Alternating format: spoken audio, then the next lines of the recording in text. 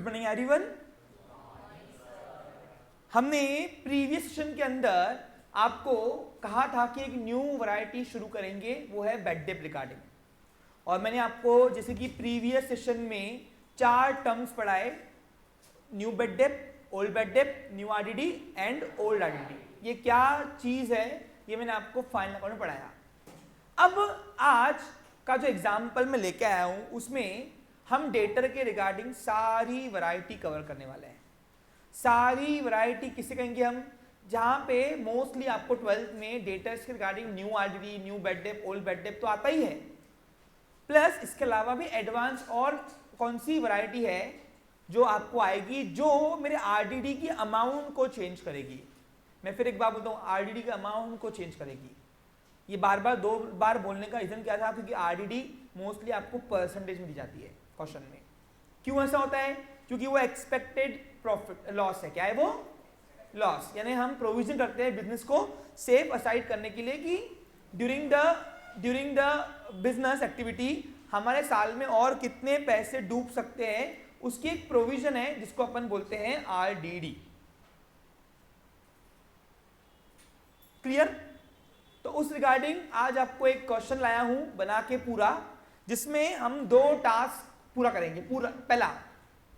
पहला टास्क जहां पे डेटर के रिगार्डिंग सारी वैरायटी कवर करेंगे, और दूसरा वाला जो टास्क रहेगा वो टास्क रहेगा आपका जहां पे हम लोग आरडीडी को परसेंटेज से कन्वर्ट करेंगे अमाउंट में, सारी वैरायटी के साथ, सारी वैरायटी होते हुए किस पे निकालना है आरडीडी की अमाउंट एक्चुअली। क्योंकि आरडीडी परसेंट में दिया होता है। सबसे पहला टास्क एक स्टूडेंट को सामने आता है कि मैं कैसे किस अमाउंट पे इसको कैलकुलेट करूं एक्चुअली, क्योंकि जब तक अमाउंट नहीं मिलेगी तब तक हम आरडीडी जो गिवन रहती है एडजस्टमेंट में, वो अपने को 2 इफेक्ट कर नहीं पाएंगे। अब डेटर के रिगार्डिंग जितनी भी एडजस्टमेंट्स है, वो एडजस्टमेंट के 2 इफेक्ट्स कहाँ होंगे और कौन सी वैरायटी डेटर के ट्रायल बैलेंस में आएंगी, वो उसके इफेक्ट कहाँ होंगे, उसके लिए मैंने एक चार्ट बना के दिया है। ये चार्ट सिर्फ अपने पास रखना सेल्फ यूज के लिए, ये पेपर में आपको लिख के आने की जरूरत नहीं है। तो डेटा के रिगार्डिंग की पूरी वैरायटी कौन सी, तो चार्ट बना हुआ है आपको दिया है मैंने कि उस गिवन का होगा डेटा के रिगार्डिंग वैरायटी, और प्लस उसके एडजस्टमेंट कितने इफेक्ट्स होंगे, किसके एक इफेक्ट होंगे, किससे 2 होंगे। पूछो क्यों? जो डेटा के रिगार्डिंग वैरायटी ट्रायल बैलेंस में गिवन होगा, कहाँ होगा? उसका एक ही इफेक्ट होगा, कहाँ होगा? लेकिन जो एडजस्टमेंट में गिवन है उसके 2 इफेक्ट करने ही पड़ेंगे। दैट्स वाई वो कौन सी वैरायटी होंगी, कौन से इफेक्ट्स होंगे, वो आज हम यहाँ पे देखेंगे। सबसे पहले आपके सामने पहली जो वैरायटी है वो है old bad debt. Old bad debt क्या होता है, प्रीवियस सेशन में डिस्कस हो चुका है हमारा काफी अच्छे तरीके से। ओल्ड बेड डेप आपको ट्रायल बैलेंस के डेबिट साइड में मिलता है। इसका एक ही इफेक्ट करना, प्रॉफिट एंड लॉस के डेबिट साइड में लिखना। ओल्ड बेड डेप किसको बोलते हैं? ट्रायल बैलेंस बनने के पहले ही अगर मुझे डेटर का मालूम पड़ जाए कि ये पैसा डुबा सकता है, तो हम उसे अपने भाषा में क्या कहते हैं बेटा? ओल्ड बेड डेप कहते हैं। क्लियर? अब उसके बाद न्यू बेड डेप आता है। अब न्यू बेड डेप क्या है? ये new bad debt trial balance बनने के बाद मालूम पड़ता है, उसको बोलते हैं न्यू बेड डेप। इसके 2 इफेक्ट एडजस्टमेंट में गिवन होगा, इसलिए 2 इफेक्ट करना है। एक तो लॉस है मेरा, और दूसरा इसलिए प्रॉफिट लॉस के डेबिट साइड में आएगा। ओल्ड बेड डेप रहा तो प्लस करना उसमें, क्योंकि लॉस में जुड़ेगा, और दूसरा डेटर में से माइनस करना, क्योंकि डेटर में से माइनस नहीं किया हुआ है। ओल्ड बेड डेप डेटर में से ऑलरेडी माइनस किया हुआ होता है, इसलिए हम डबल माइनस करते नहीं है। ओल्ड आरडीडी, अब ओल्ड आरडीडी आपको ये पिछले साल की प्रोविजन तोड़ते हैं। यहाँ पे मैंने आपको बताया ना ओल्ड आरडीडी पिछले पीरियड में कि जो प्रीवियस ईयर न्यू आरडीडी थी वो ये साल क्या बन जाती है? Old RDD. ये एक्सपेक्टेड लॉस को हमें तोड़ना पड़ता है, चाहे लॉस हो गया या नहीं भी हुआ तो इसलिए वो ओल्ड आरडीडी का एक ही इफेक्ट करना है। ये लॉस मेरा कम करता है, इसलिए प्रॉफिट लॉस में ओल्ड बेड डेप और न्यू बेड डेप में ये माइनस करो। क्या करोगे? माइनस, क्योंकि लॉस कम करता है। प्रॉफिट तो नहीं है लेकिन लॉस कम करता है ये।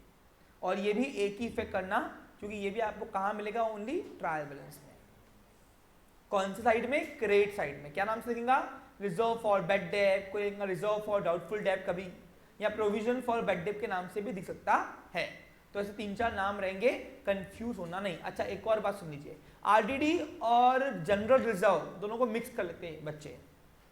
रिजर्व फॉर बेड डेप को उनको लगता है जनरल रिजर्व है ये। General reserve is different from reserve for bad debt. General reserve का मतलब रिटेन अर्निंग, जमा किया हुआ प्रॉफिट फ्यूचर के सेफ असाइड होने के लिए, वो अपनी लायबिलिटी है। क्या है अपनी? लेकिन ये आरडीडी जो है लायबिलिटी नहीं, ये मेरा लॉस कम करती है, इसलिए प्रॉफिट लॉस में डेबिट साइड में old bad debt new bad debt में से इसको माइनस करना, एक ही इफेक्ट करना। इसके बाद आता है new RDD.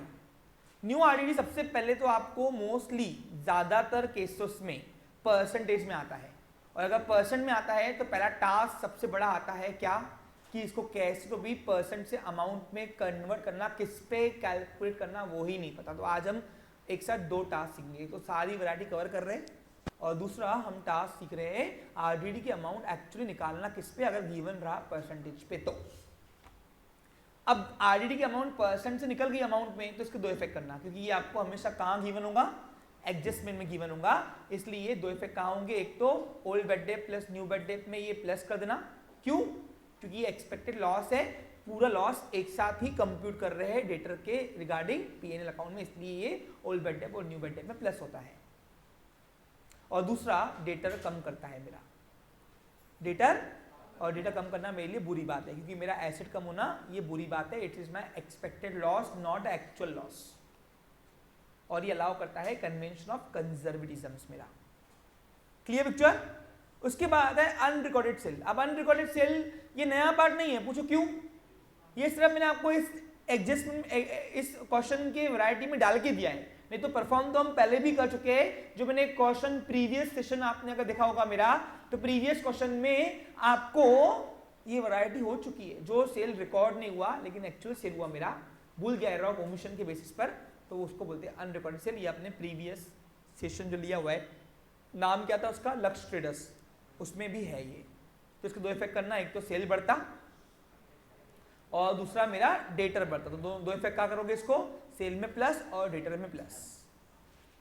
Cell on approval basis यानी क्या होता है कि मैंने कुछ दिन पहले, साल खत्म होने के कुछ दिन पहले मैंने माल बेचा, लेकिन अभी तक सामने का कंसर्न नहीं आया कि उधारी में माल बेचा है वो मेरा, लेकिन कस्टमर बोल के गया था कि ये वापस भी आ सकता है, और अब साल खत्म हो गया है, मेरे अकाउंट ने सेल में एंट्री कर दी है, लेकिन अभी तक उसका कंसर्न नहीं आया कि ये माल रख रहा कि रखना नहीं, तो अभी इसको मैं सेल नहीं मानूंगा, इसलिए इसका पहला काम सेल्स में से निकालो, माइनस करें। क्या करेंगे?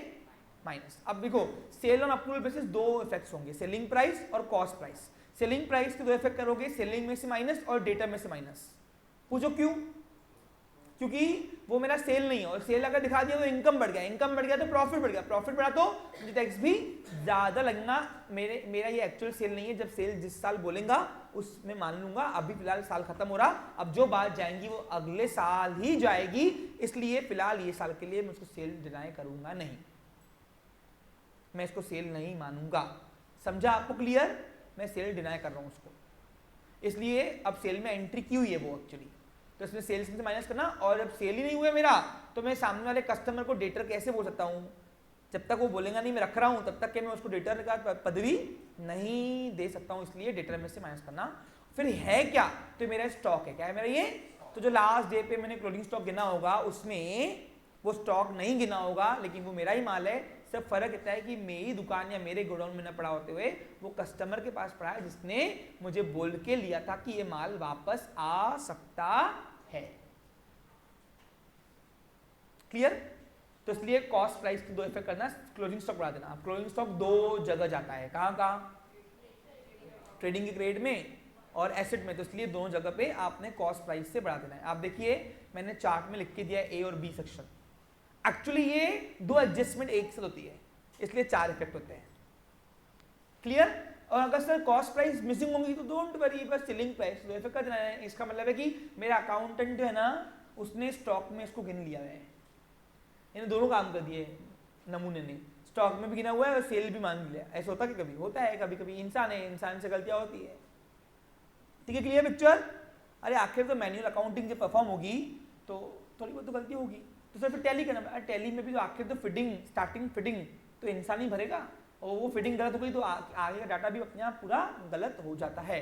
तो ये मत सोचना कि टैली से करोगे सॉफ्टवेयर से तो तुम्हारी अकाउंटिंग सही होंगी, ऐसा नहीं होता है। फिटिंग तुम करोगे, इनिशियल स्टेज ही अगर खराब हो गई तो आगे का जो आउटपुट कंप्यूटर जो आउटपुट देगा तुमको वो भी गलत ही होगा। Clear picture? ओके, फिर नेक्स्ट है बिल डिसऑनर।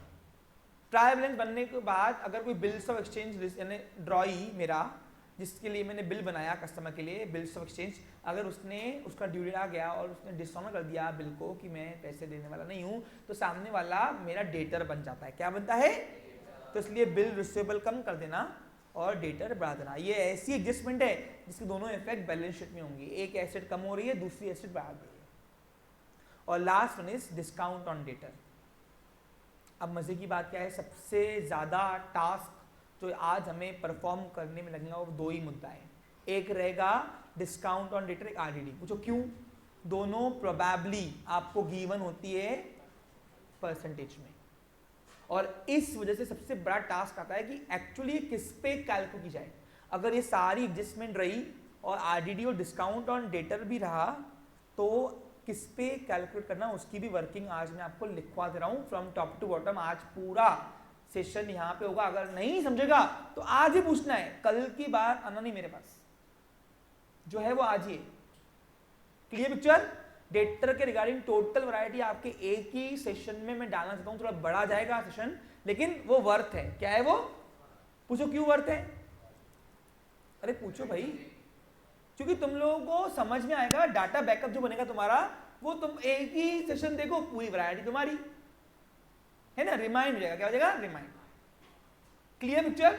और कुछ बच्चे इतने एक्सपर्ट होते हैं कि देखते हैं जब वो देखते हैं तो स्टार्टिंग के 15-20 मिनट में देखने के बाद ही उनको पूरी कहानी आ जाती है। इसलिए मैं आप देखो स्टार्टिंग में ही मैं एक रिमाइंडर चाहता हूं आपके लिए। मेरे सेशन की अगर आप स्पेशलिटी देखोगे तो पहले स्टार्टिंग में 15-20 मिनट में समझा देता हूँ, पहले फिर मैं समझाता हूँ। तो समझा दिया, अगर उतना भी पार्ट देख लिया तुमने बाद में भी तो भी आपको समझ में आ जाएगा, याद आ जाएगी मेरी बातें। Clear picture? चलिए, तो अब डिस्काउंट ऑन डेटर और आरडीडी किस पे निकालना, तो उस सेकेंड पार्ट हम जा रहे हैं। यानी ये पहला पार्ट जो था वो था इतनी वैरायटीज आपको डेटर के रिगार्डिंग मिलेगी और दोनों सबके दो इफेक्ट कहाँ होंगे वो आपको बता दिया मैंने। क्लियर? अब डिस्काउंट ऑन डेटर भी अगर रहा तो ये भी आपको एडजस्टमेंट में मिलेगा, इसके भी दो इफेक्ट करना। अब डिस्काउंट अगर डेटर वो दे रहे हैं तो उतने पैसे अपने पास कम आएंगे ना, क्या आएंगे? कम आएंगे। तो ये अब एक पहला काम डेटर में से माइनस करना, और डेटर कम होना अच्छी बात है बुरी बात है? बुरी बात है, क्योंकि एसेट कम हो रही है अपनी, मार्केट में उतने पैसे कम लेने अभी हमको, तो ये मेरा लॉस है। क्या है मेरा? और ऑल काइंड ऑफ लॉसेस कहाँ आते हैं? प्रॉफिट लॉस के। तो इसको अलग से डिस्काउंट ऑन डेटर लिख देना। सर ये आरडीडी वाले पार्ट में ऐड करना है? नहीं करना है, नहीं करना है। पूछो क्यों? अरे पूछो क्यों भाई? क्योंकि बता रहा हूं, डिस्काउंट हम देते रहते हैं, जनरल है, वो जनरल एक्सपेंस है। लेकिन जो आरडीडी है या बेड डेप है वगैरह वगैरह वगैरह वगैरह, ये सुनने में तुमको अच्छा लगता है, प्रैक्टिकल लाइफ में कुछ भी नहीं होता, ये पॉसिबल होता ही नहीं है। पूछो क्यों? क्योंकि बेड डेप क्लेम करने के लिए भी हमको कुछ एविडेंस होता है जो होता नहीं है एक्चुअली। तो गवर्नमेंट बोलती है ऐसे कैसे तुमको बेड डेप बना के दे दे। आ रहा, अगर मेरा कस्टमर पैसे डुबा दे रहा तो गवर्नमेंट के पास जब मैं रिटर्न फाइल करता हूँ अकाउंटिंग के बेसिस पर, तो गवर्नमेंट इसको डिसअलाउड कर देती है। तो क्यों भाई? लॉस हो रहा मेरा, दिखा प्रूफ नहीं है तो फिर बेड डेप भी नहीं है तेरा।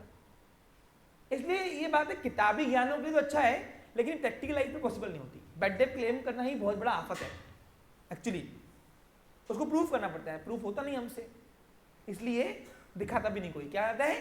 लेकिन आरडीडी की प्रोविजन आप कर सकते हो, लेकिन अगले साल फिर रिवर्स करना पड़ता है उसको, तो इसलिए करते ही नहीं हम लोग।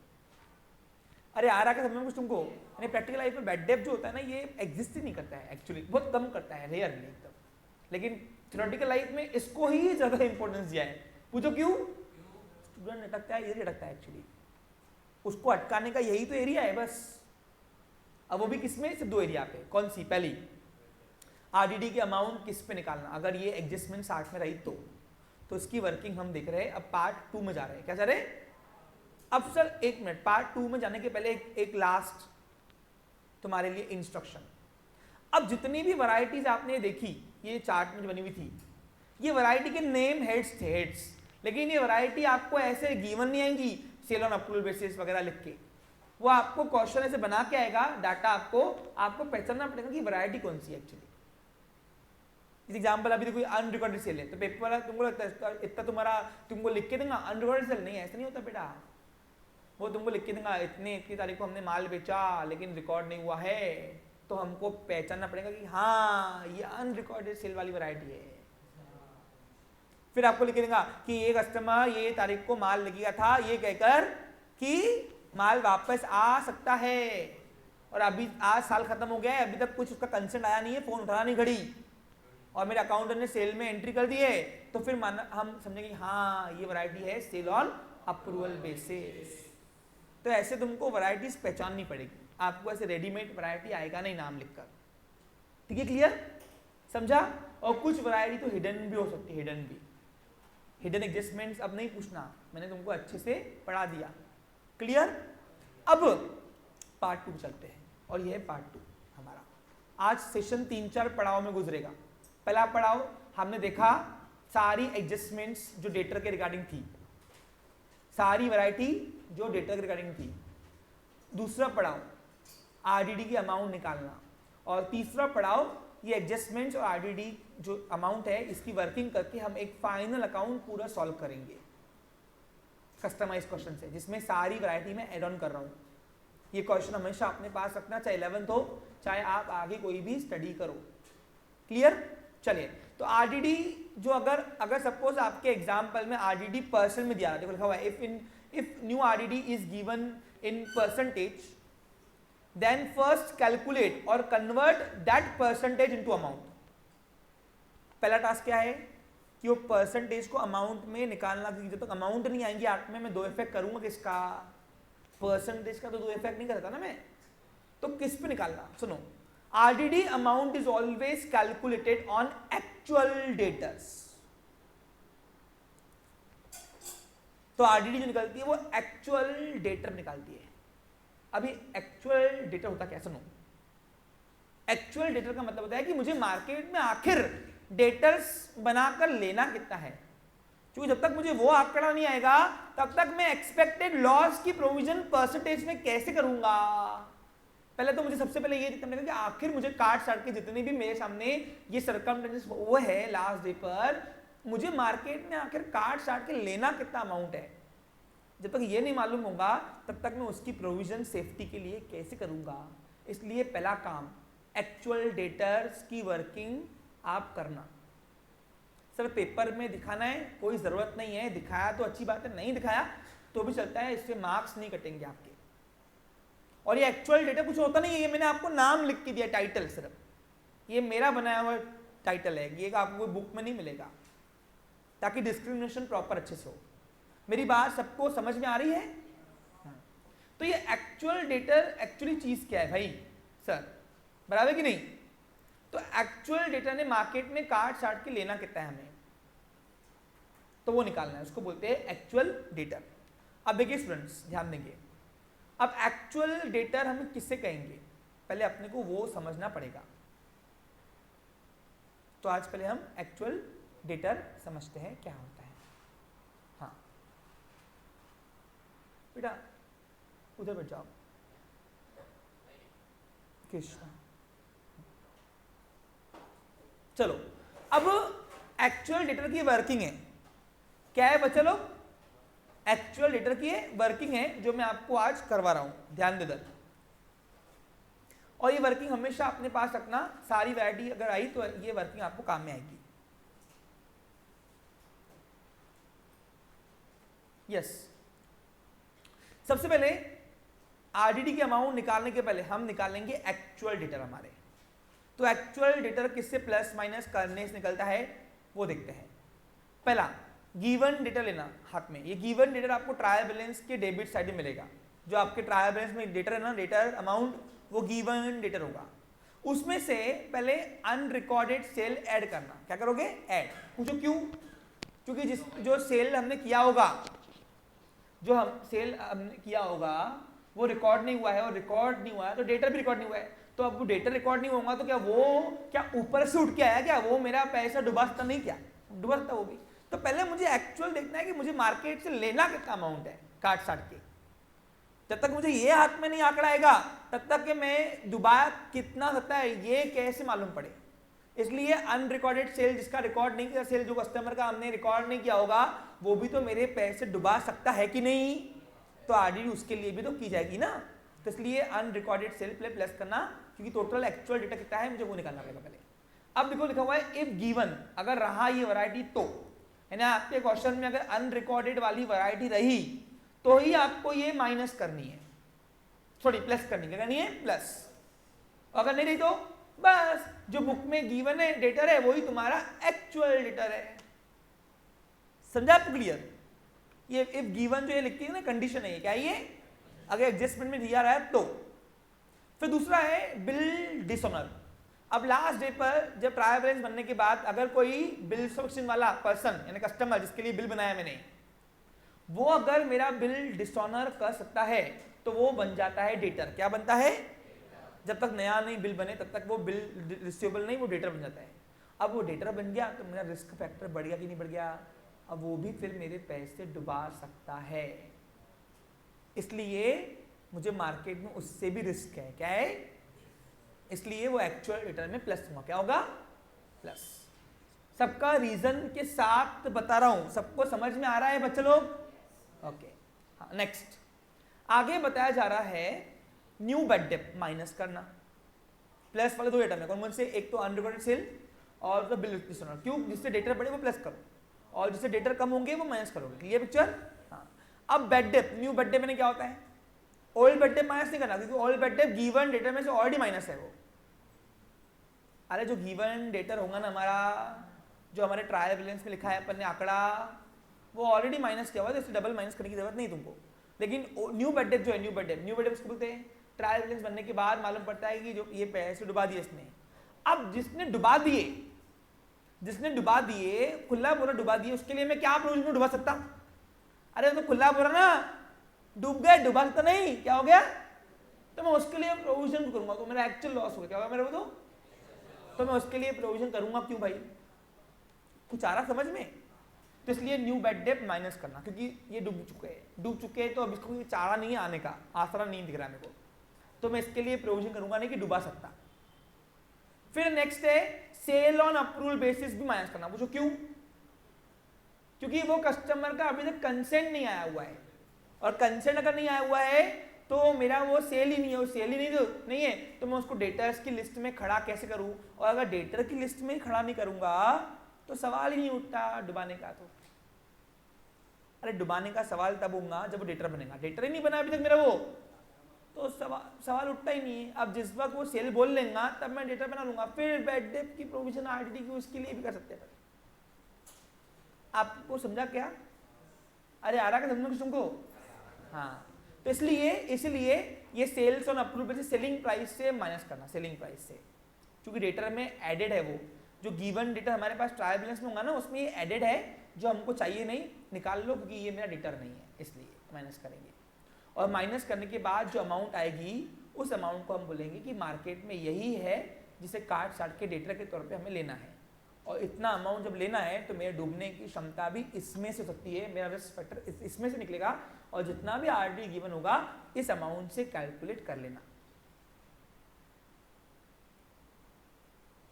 उसी को बोलेंगे RDD is calculate on given debtors. अब इसको मैं प्रैक्टिकली उतार के दिखाऊंगा, एक क्वेश्चन जो मैंने आपको बना के दिया है ऊपर, पहले डिस्कस करूंगा और फिर उसको हम सॉल्व करेंगे।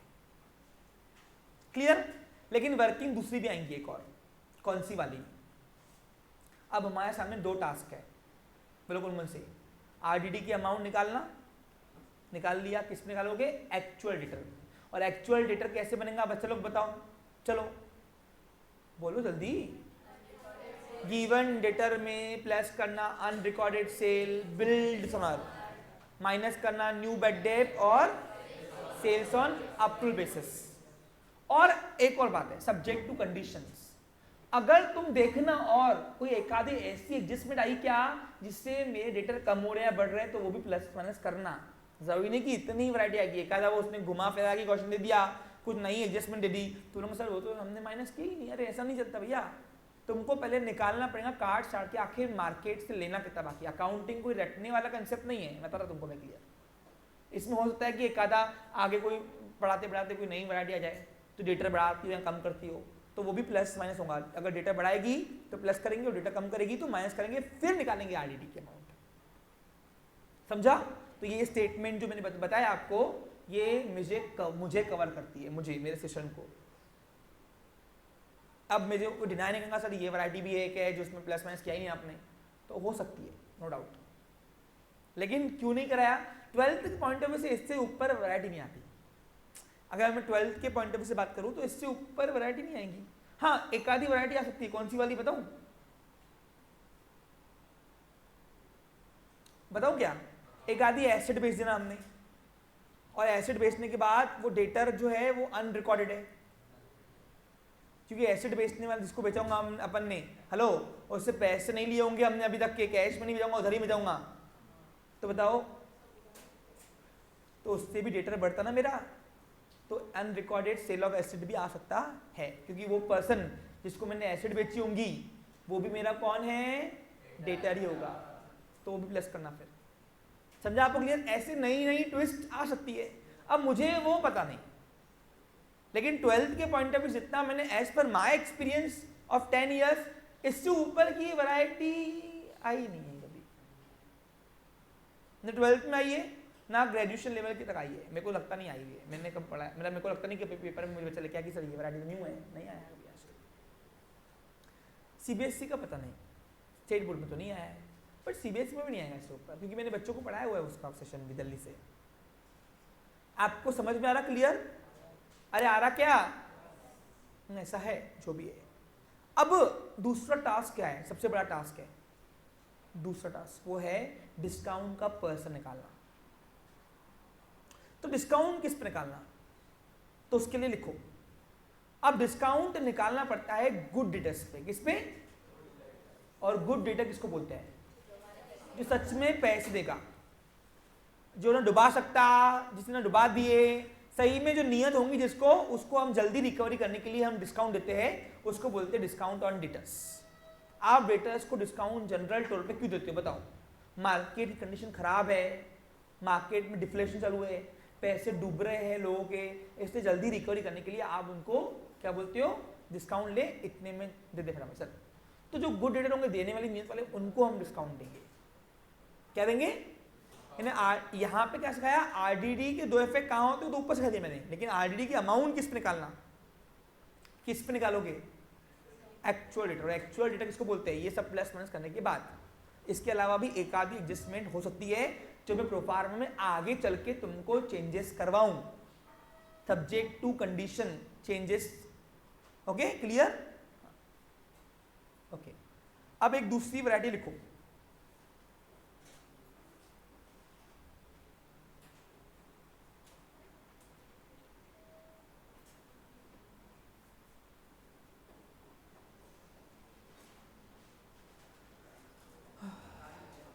नई बातें हैं आज भूल जाओ आजू बाजू कौन है तुम्हारे।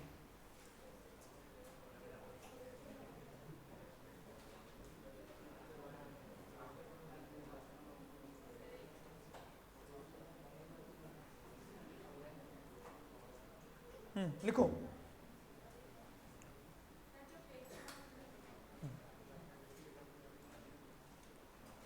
इफ इन योर एग्जाम्पल, थोड़ा फास्ट लिखेंगे, okay? If in your example discount, दो वर्किंग नोट्स कराई थी मैं आपको, एक ये आईडीडी की, अब डिस्काउंट की, ठीक है? Discount on debtors, debtors is given in percentage. लिखने वाला पार्ट थोड़ा फास्ट कर रहा हूं क्योंकि मुझे जितना हो सके डाटा कंप्रेस करके आपका सेशन देना है मुझे। First we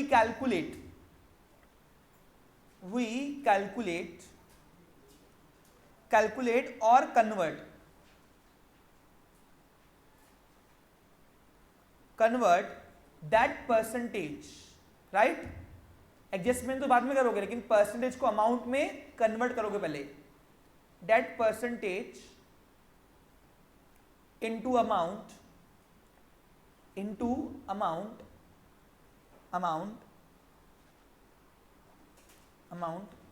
full stop. Therefore the discount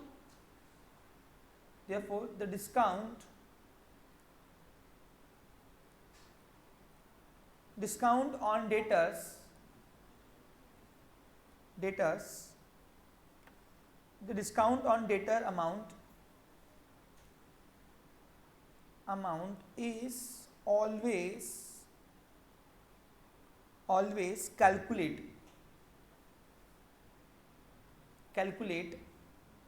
on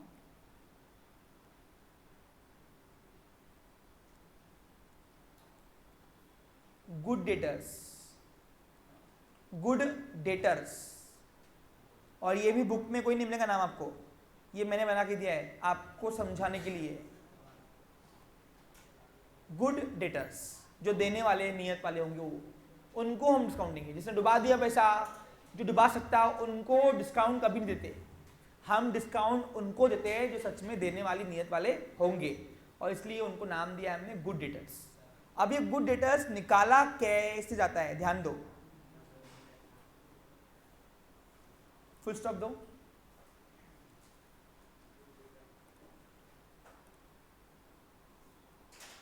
First we calculate good debtors. सबसे पहले गुड डेटर निकालो। जब तक गुड डेटर का आंकड़ा नहीं आएगा तब तक के आप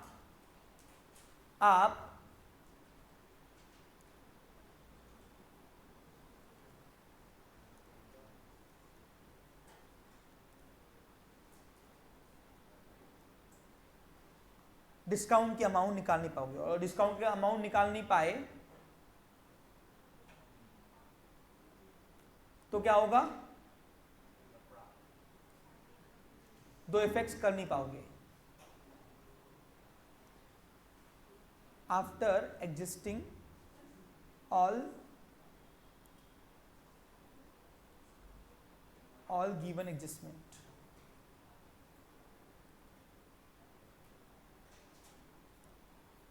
अब गुड डेटा किसको बोलते हैं बता दूं? देखिए गुड डेटर्स बनेंगे, good debtors is equals to, लिख लीजिए good debtors is equals to actual debtor. अब एक्चुअल डेटर कैसे बनता है, ऊपर मैंने तुमको पूरा सिखा दिया, इसमें से न्यू आरडीडी माइनस कर देना।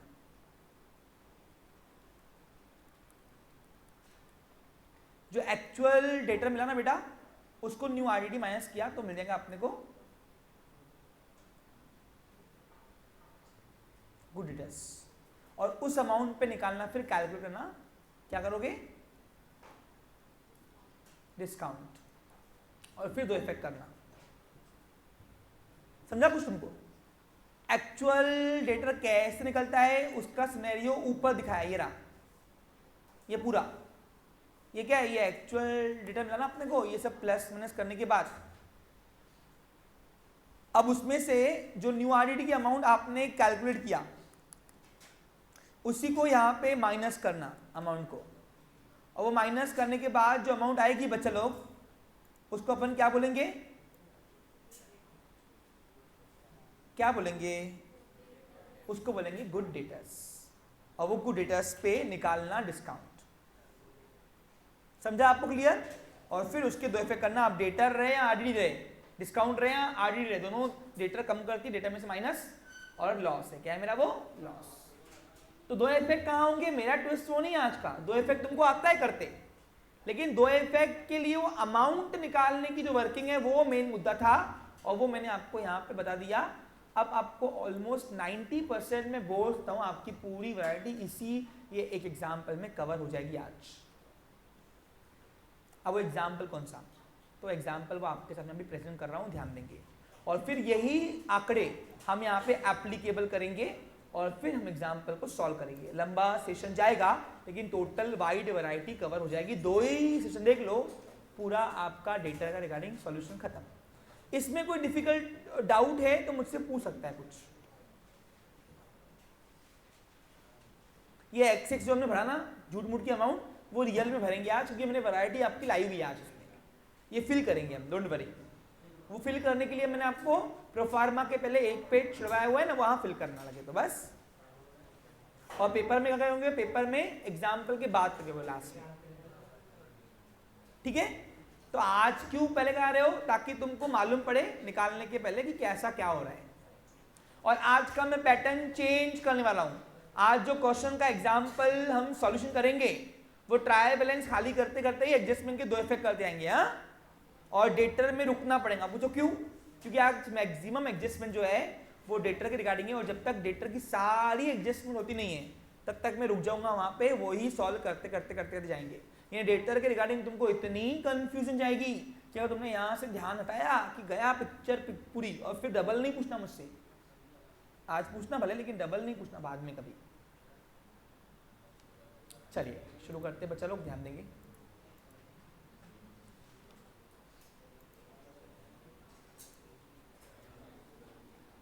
अर्पित, एनी इशू बेटा?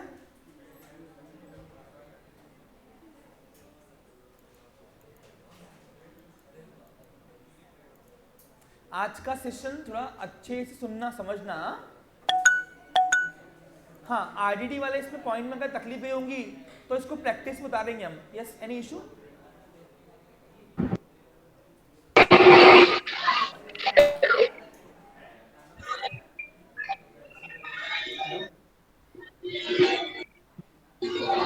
सर आपने जो दो इफेक्ट्स का जो टेबल बनाया। मेरी आवाज आ रही है आपकी तरफ?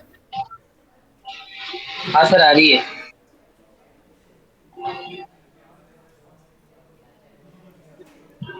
ओके, कुछ चलिए शुरू करते हैं बच्चे लोग। यहाँ पर ध्यान देंगे सभी लोग। आप खैर हो बेटा? देव, और क्लास के बाहर जाओ।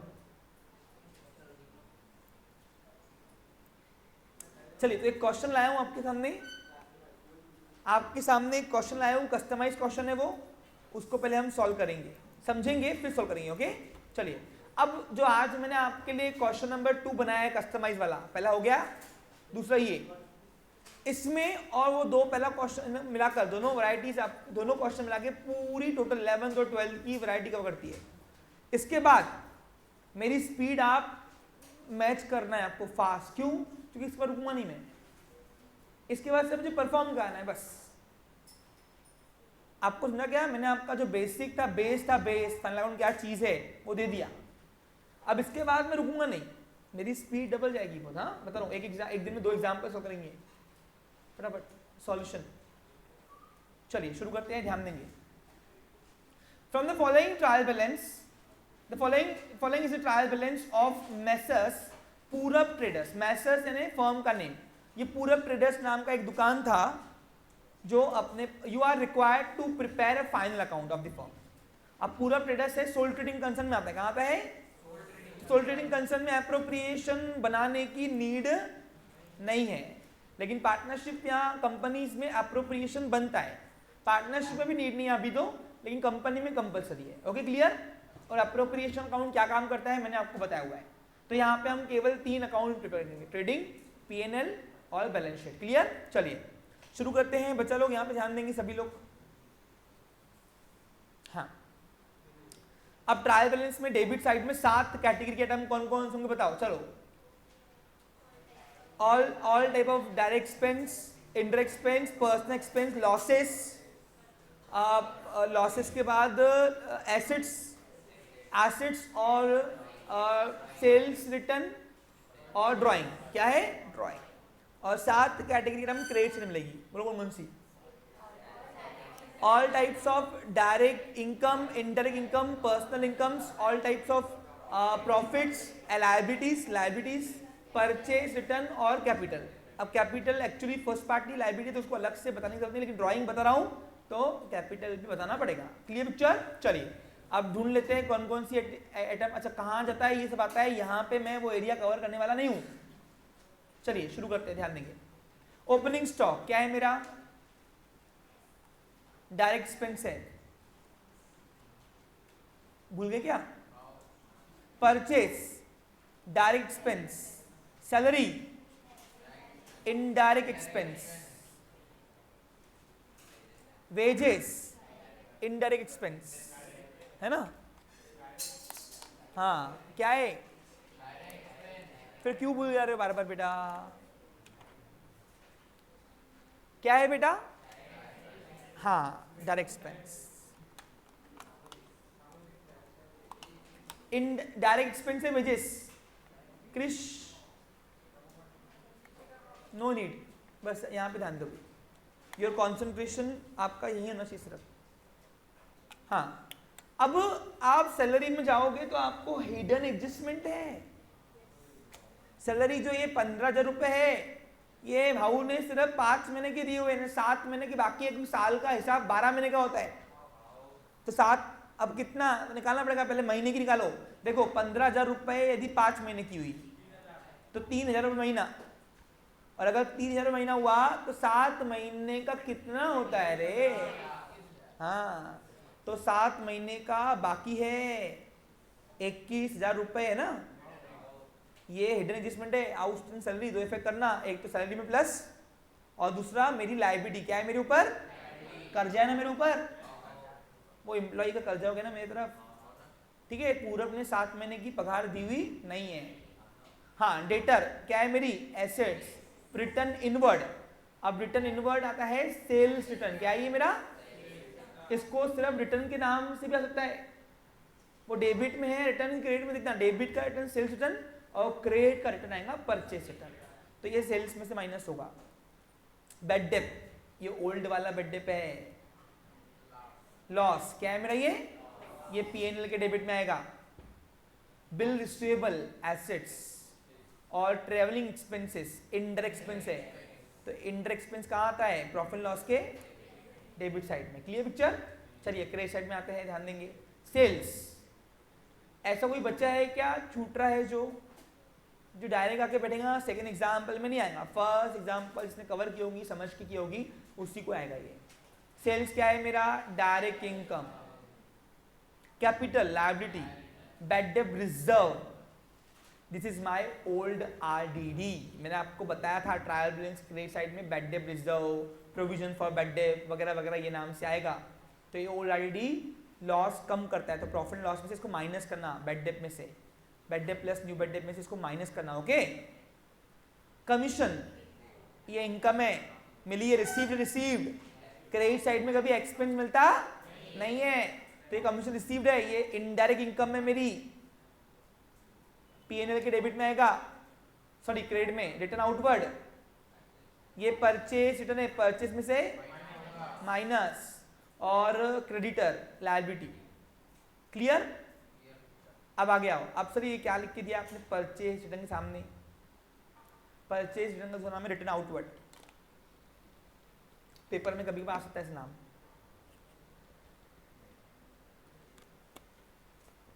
असली कहानी कहाँ है, एडजस्टमेंट में, कहाँ है, अभी मेन बाकी है पिक्चर।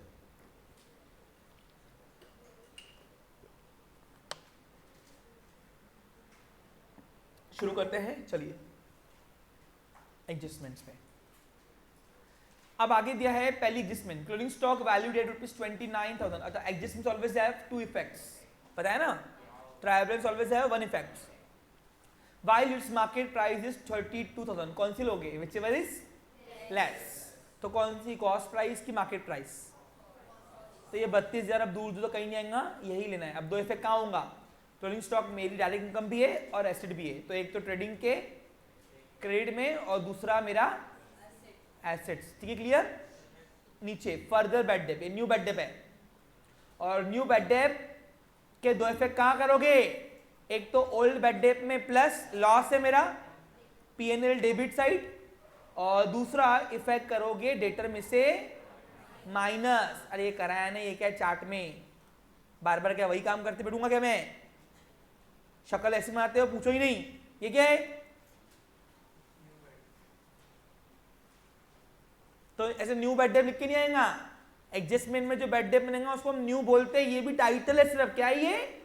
इंसान ने बनाया है, ऐसे कोई बुक में लिखा नहीं था new bad debt. Bad debt भी होता है, ओल्ड या न्यू हो बस। ये हमने डिफरेंस बनाने के लिए किया है ताकि तुमको दिक्कत ना जाए, समझा? आगे, bill receivable include dishonour of bill. अब बिल डिसऑनर हो गए तो क्या बन गया सामने वाला मेरा डेटर, क्या बन गया? तो इसके दो इफेक्ट बताओ कहां होगा, एक तो बिल रिसीवेबल में से माइनस और दूसरा डेटर में, और अगर डेटर में प्लस किया तो एक्चुअल डेटर बदल गए और एक्चुअल डेटर बदल गए तो आरडीडी की अमाउंट भी बदल जाएगी। तो इसलिए पहले हम वर्किंग करेंगे आरडीडी के अमाउंट के लिए, ठीक है? इफेक्ट्स करने के पहले अमाउंट निकालेंगे, ठीक है? Clear? Next, sales of ₹220,000 taken into consideration into stock but not recorded into the books of accounts. क्या हुआ है, 20,000 का माल बेचा, उसको स्टॉक से गायब कर दिया है, स्टॉक में नहीं गिना है उसको, लेकिन उसकी एंट्री भूल गए अपन, ये इसको बोलते हैं अनरिकॉर्डेड सेल। अब सर ये अनरिकॉर्डेड सेल कैश का भी तो हो सकता है, आपने हमेशा उधारी में क्यों रखा हुआ है इसको, लिखा कहाँ है इसमें उधारी?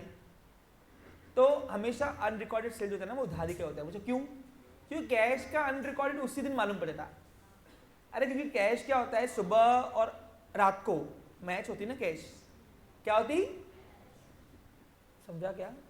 अगर मैंने नकदी में माल बेचा होता था तो और वो रिकॉर्ड करना भूल जाता था तो मेरी कैश गले में ज्यादा होती थी उस दिन की। तो वो मालक बोलता था ये क्या कर रहा है अकाउंटेंट, मजाक कर रहा क्या? तो बराबर से कर, देख कुछ रिकॉर्ड भूल गया क्या? तो हाँ भाऊ ये रिकॉर्ड करना भूल गया, तो अब कर, उसी वक्त कर। इसलिए अनरिकॉर्डेड सेल ज़्यादा टाइम तो जाती नहीं है, ये फाइनल ट्रायल बैलेंस की बाद की स्टेज गई, यानी क्या ये उधारी वाला रिकॉर्ड नहीं हुआ होगा। समझा? क्लियर? हाँ हाँ बोल रहे हो, मेरे को नहीं समझ रहा, समझा कि नहीं समझा, तुम देखो तुम्हारा नसीब। यस, अब बताओ अनरिकॉर्डेड सेल क्या करोगे, एक तो सेल बढ़ाओगे और दूसरा मेरा डेटा बढ़ाओगे। माइनस क्यों करोगे भाई, माइनस क्या हुआ ऑलरेडी, बढ़ाना है, ये एक्चुअल सेल है मेरा, झूठ मूठ का सेल नहीं है। समझा आपको? क्लियर? झूठ मूठ का सेल कौन सा है, सेल ऑन अप्रूवल बेसिस। अब आगे दिया है provision for bad debt is to be created 10%, ये आरडीडी है, क्या ये न्यू आरडीडी है, इसको ऐसा नाम लिख के आता है provision for bad date, reserve for bad date, reserve for doubtful debt, ये ऐसे नाम आएंगे 3-4, देख लेना आरडीडी को भाई, संभाल लेना एरिया, हाँ मेरी इज्जत रखना वहां पे, समझा क्या? ऐसा ही है ना, तुम करके आएंगे कांड तो खराब तो मेरा जाएगा ना नाम, सही कि नहीं? मुझे यहीं तो रुकना है, मुझे भोपाल तक डंका बजाना है, समझा? हाँ चलो, हमको जो टुकड़ा है उनको दिखाना पड़ता। वो हनी सिंह का एक सॉन्ग है ना, पता नहीं कौन सा वाला, वो एक रैप है ना, वो लड़की उसको धोखा देती तो बोलती ना, धोएंगी तू कच्चे और झूठे बर्तन, देखेंगी सास बहू और दूरदर्शन, फिर वो बताता है कि वहां तेरा आएगा यो यो हनी सिंह। नहीं सुना ना? हाँ, अरे यार चलो ओके, यानी इन शॉर्ट इतना फेमस बनो कि जो तुमको ठुकराए उसको गिल्ट हो कि यार मैंने किसको छोड़ दिया, समझा? चलो बढ़ू आगे। Provision for bad debt to be created है 10%। अब आरडीडी न्यू आरडीडी है, प्रोबेबली न्यू आरडीडी की अमाउंट आपको परसेंट में दी रहेंगी, क्वेश्चन में परसेंट में दी रहेंगी, अमाउंट में दी रहेंगी, सॉरी परसेंट में दे रहेगा। तो पहला काम, सबसे बड़ा चैलेंज क्या है, इसको परसेंट को अमाउंट पे निकालना। अब किस पे निकालोगे, एक्चुअल, और एक्चुअल डेटा किसको प्लस माइनस करने से बनता है, मैंने नीचे लिखा के दे दिया है, ठीक है? समझा क्या? अब न्यू आरडीडी के दो इफेक्ट बताओ कहाँ होंगे। अब एक तो मेरा लॉस है, क्या है मेरा, तो पीएनएल के डेबिट में आएगा, वो old bad debt new bad date में प्लस करेंगे, और दूसरा डेबिट साइड में आएगा, और दूसरा मेरा डेटर कम करता है तो डेटा में से माइनस, एक्चुअल लॉस में एक्सपेक्टेड डेटा कम करता है। समझा क्या तुमको कुछ? चलो आगे। देखो दिल टूटने के बाद यहाँ तो तुम बर्बाद होंगे, यहाँ तो आबाद होंगे। It's up to you now, तुम्हारे ऊपर रहता है। क्या होता है ये? अरे सही है ना? नहीं, कभी कभी दिल टूटना भी जरूरी होता है, पता है क्यों? तुमने वो रणबीर कपूर की रॉकस्टार मूवी देखनी क्या? नहीं देखी? अरे एक दिन क्या होता है, वो गाना गाता है, तो गाना गाता है तो उसको कैंटीन वाला बोलता है क्या तेरे सुर निकलेंगे, सुर निकलते टूटने के बाद, दिल टूटने के बाद। तो रणबीर कपूर उसको सीरियस लेता है, सही में ऐसा होता क्या? तो क्या करता है वो, रॉकस्टार मूवी नहीं देखी तुमने? तो फिर वो क्या करता है, वो झूठ मूठ का, अब वो झूठ मूठ का बोलता है कि मेरा दिल अब टूटना चाहिए। ए इधर देखो रे, बीच में एक तो तुमको मनोरंजन करके दे रहा मैं, अपनी वापस की बातें बंद करो। तो फिर तो हुआ क्या, वो झूठ मूठ का, फिर वो नरगिस से ना, उसकी हीरोइन, उससे उसको बोलता है कि तू मेरे से प्यार कर और फिर तू मेरे को तोड़ दे मेरा दिल, ताकि मेरे दिल से अंदर की वो धुन बजे, टूटे वो दिल। अब होता क्या है, नरगिस की शादी हुई फिक्स हुई होती है, वो एंगेजमेंट हो गई होती है इसकी, अगले 2 महीने शादी होती है। तो वो उससे फ्रेंडशिप करता है नरगिस से। नरगिस कॉलेज की सबसे बेस्ट लड़की होती है, मतलब एकदम जिसके ऊपर लड़के फ्लर्ट करते हैं। तो फिर होता क्या है, अब नरगिस दिखने में एकदम सादी लगती है, लेकिन अंदर की वो भी होती है ऐसी। तो बोलती ठीक है चलता लफड़ा मेरे को भी। अब झूठ मूठ का लफड़ा करते, अब लफड़ा करते करते रणबीर कपूर को सच में से प्यार हो जाता है। अब प्यार होता है तो नरगिस को 2 महीने वो घुमाता, शादी के बहुत घुमाता उसको, मस्त फ्रेंड्स भी है और बोलने को गर्लफ्रेंड भी हो गई।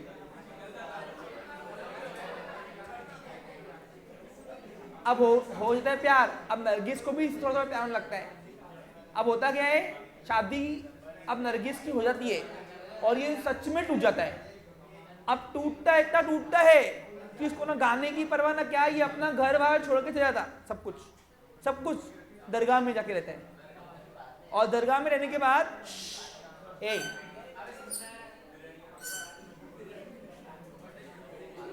उसको कोई तो भी आर्टिस्ट देखता है कि इतना अच्छा गा रहा है, तो उसका रिकमेंडेशन बड़े स्टूडियो देता है। वो स्टूडियो को देता है तो स्टूडियो वाला इसको हायर करता है कि तू मेरा प्लेबैक सिंगर बन। अब प्लेबैक सिंगर का ऑफर आता है, वो करता भी है लेकिन उसको मन लगता नहीं है।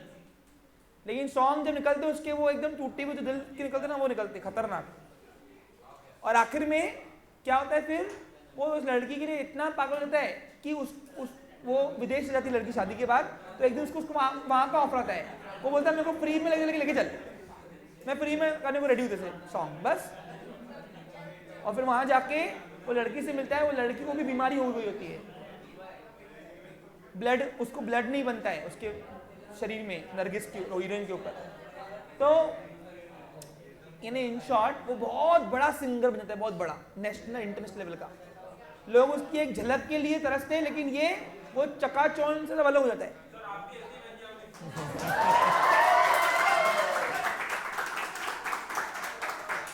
तो यानी कहने का क्या है कि एक टूटा हुआ दिल तुमको या तो आबाद करेगा या तो बर्बाद करेगा।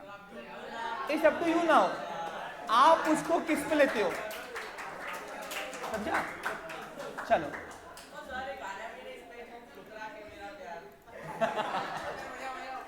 चलो अभी जाओ। यस, एडजस्टमेंट नंबर 6 पे आते हैं प्लीज। 2 बजे तक के मुझे डेडलाइन दी गई है, इट्स रिक्वेस्ट टू यू। आ जाओ इधर। अब बीच में मेरे को पास में तुमको थोड़ा माइंड घुमाना था, इसलिए बता दिया। चलो वापस चलो, मेरे को लगा तुम थक गए होंगे इसलिए थोड़ा रीरूट लिया, लेकिन अब वापस आओ अभी। चलो हाँ, ऑन अब एडजस्टमेंट नंबर 6 देखो कौन सी है। ऑन 26/3/2023 यानी हमारे साल होने के 5 दिन पहले, हमारा 31 मार्च को खत्म हुआ है साल। देखो ना, ये मैंने फाइनेंशियल ईयर लिया, पिछला एग्जाम्पल कैलेंडर ईयर जाता है। ओके, तो हमारे साल होने के 5 दिन पहले गुड सोल्ड ऑन सेल्स और सेल्स रिटर्न बेसिस, यानी सेल ऑन अप्रूव बेसिस किया था हमने। यानी कस्टमर को हमने माल बेचा था ये कहकर कि वो वापस भी आ सकता है। बाय इट्स कॉस्ट प्राइस, उसकी कॉस्ट प्राइस जो है वो 30,000 है और हमने उसको बेचा है 40 में। यानी आपको सेल ऑन अप्रूवल बेसिस में दो अमाउंट आएगी, कॉस्ट प्राइस और सेलिंग प्राइस, याद है ना आपको। But no consent was made by customer till, आज आखिरी दिन पे हूँ, कस्टमर को फोन किया हूँ कि ये माल रखा कि नहीं रखा, फोन ही नहीं उठा रहा घड़ी, और मेरे अकाउंट ने उसी वक्त सेल की एंट्री मार दी थी। अब उसने अगर सेल की एंट्री मारी होंगी उस वक्त 26 तारीख को, तो बताओ उसने स्टॉक में नहीं गिना होगा, और अभी ये सेल एक्चुअली है नहीं, क्योंकि अभी तक कंसेंट आया हुआ, कल को वापस ला लिया तो उसने, और मैंने सेल दिखा दिया है, तो मेरा प्रॉफिट ज़्यादा दिखेगा ना, इनकम बढ़ गया तो इसलिए क्या करेंगे, इसको माइनस करेंगे। अब कॉस्ट प्राइस को और सेलिंग प्राइस को दो इफेक्ट करेंगे।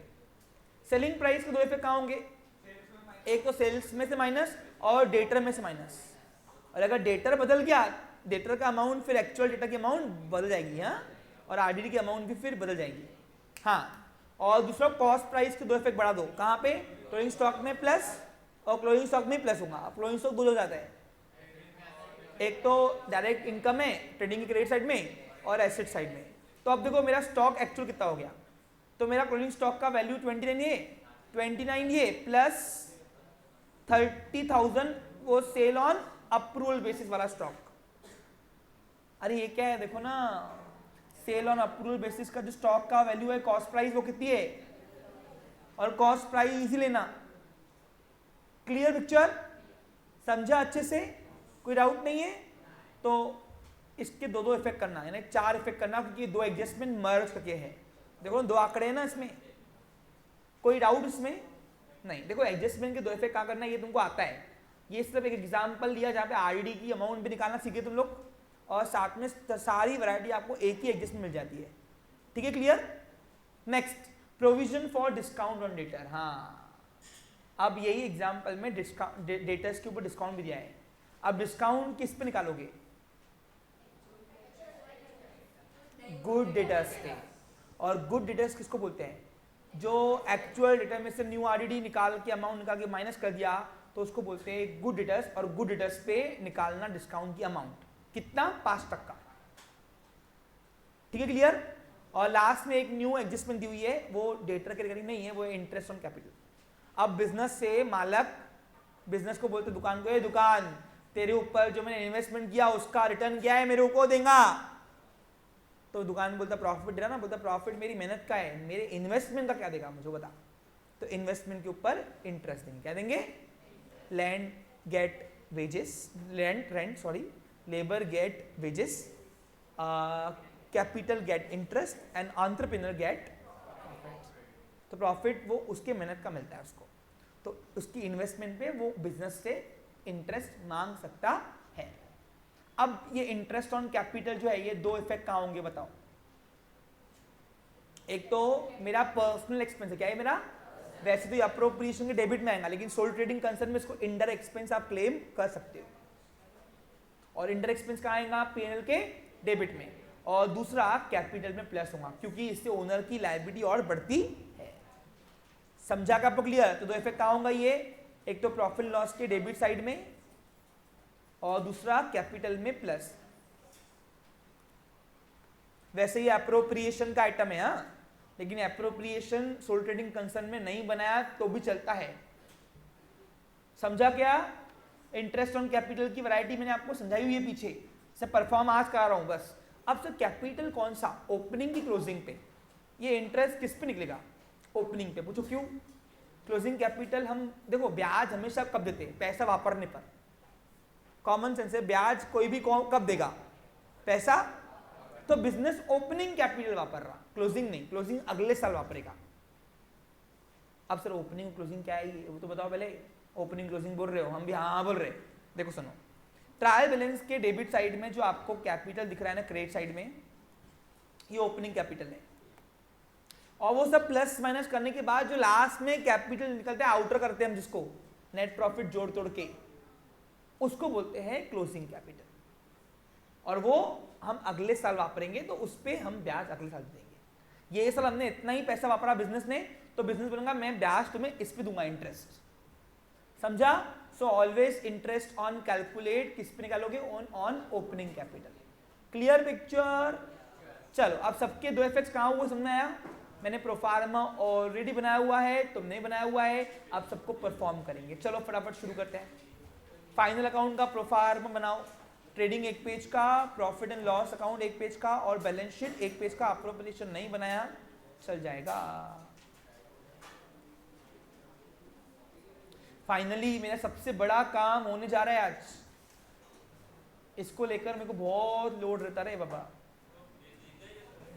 बस हो गया ना, ऑलमोस्ट समझाना हो गया, मेरा आधा काम हो जाता। अब परफॉर्म करना इतना मुश्किल नहीं है। शुरू करें, चलो एक एक पेज का बनाओ फटाफट। चलो हाँ बोलो।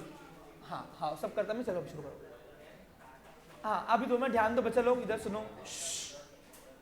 प्रोफार्मा बन गया ऑलरेडी, शुरू करें। चलो अब ट्रायल बैलेंस खाली करेंगे एडजस्टमेंट लेकर। अच्छा पहले ऊपर एक काम करो, पैटर्न सीखो। पैटर्न सुनो, अब ऊपर जाओ और किस किस के ऊपर एडजस्टमेंट है उसको स्टार मार्क करो।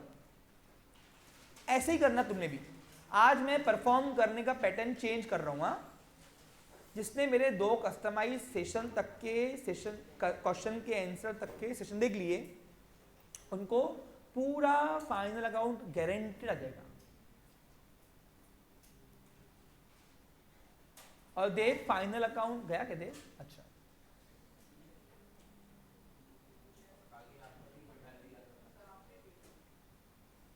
चलिए शुरू करते हैं।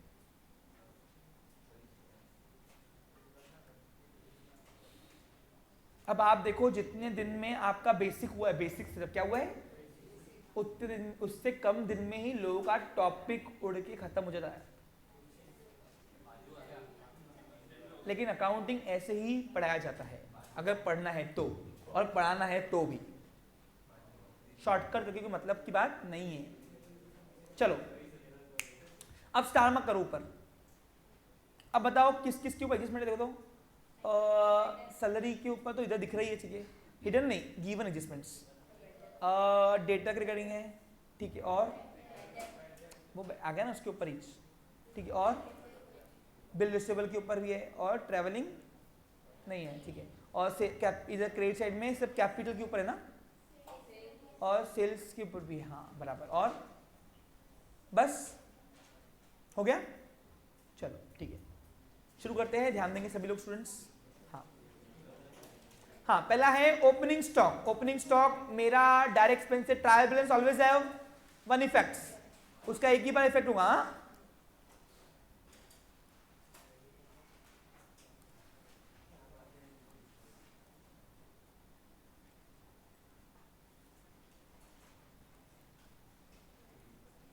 Adjustment always have 2 effects. एक बार यहां पे कोई भी आइटम आ गया ट्रायल का, अब वो कहीं जाएगा नहीं। ओपनिंग स्टॉक कितना है देखो, 30,000 रुपए। इसके बाद कौन सा हेड है देखो, परचेज। अब बार बार मैं ऊपर नीचे तो करते बैठूंगा नहीं, सही कि नहीं? हमने गलती कर दी, क्वेश्चन बाद में ना चाहिए था, वर्किंग ऊपर चाहिए थी पहले ना। बस ठीक है, इट्स ओके। इसमें इन्वॉल्वमेंट रही तो आपको समझ में आता कि कौन सा एग्जाम पर किसकी वर्किंग कराई अपन ने। हाँ नहीं नहीं चलता है, पूछो क्यों? लेजर अकाउंट है, पोस्टिंग कर रहे हैं, समझा? ट्रेडिंग अकाउंट और पीएनएल अकाउंट में 2 बाय लिखना ही पड़ता है, क्योंकि ये भी एक प्रकार का लेजर अकाउंट है। क्या है ये? देखो कितना अजीब बात है, जर्नल से लेजर, लेजर से ट्रायल, फिर लेजर्स, फिर लेजर्स। समझा आपको clear? Trading account, PNL account, appropriation, ledger account है तीनों, और बैलेंस शीट स्टेटमेंट है, इसलिए उसमें 2 बाय नहीं आता, ठीक है? हाँ परचेज अकाउंट कितना है? 1 लाख।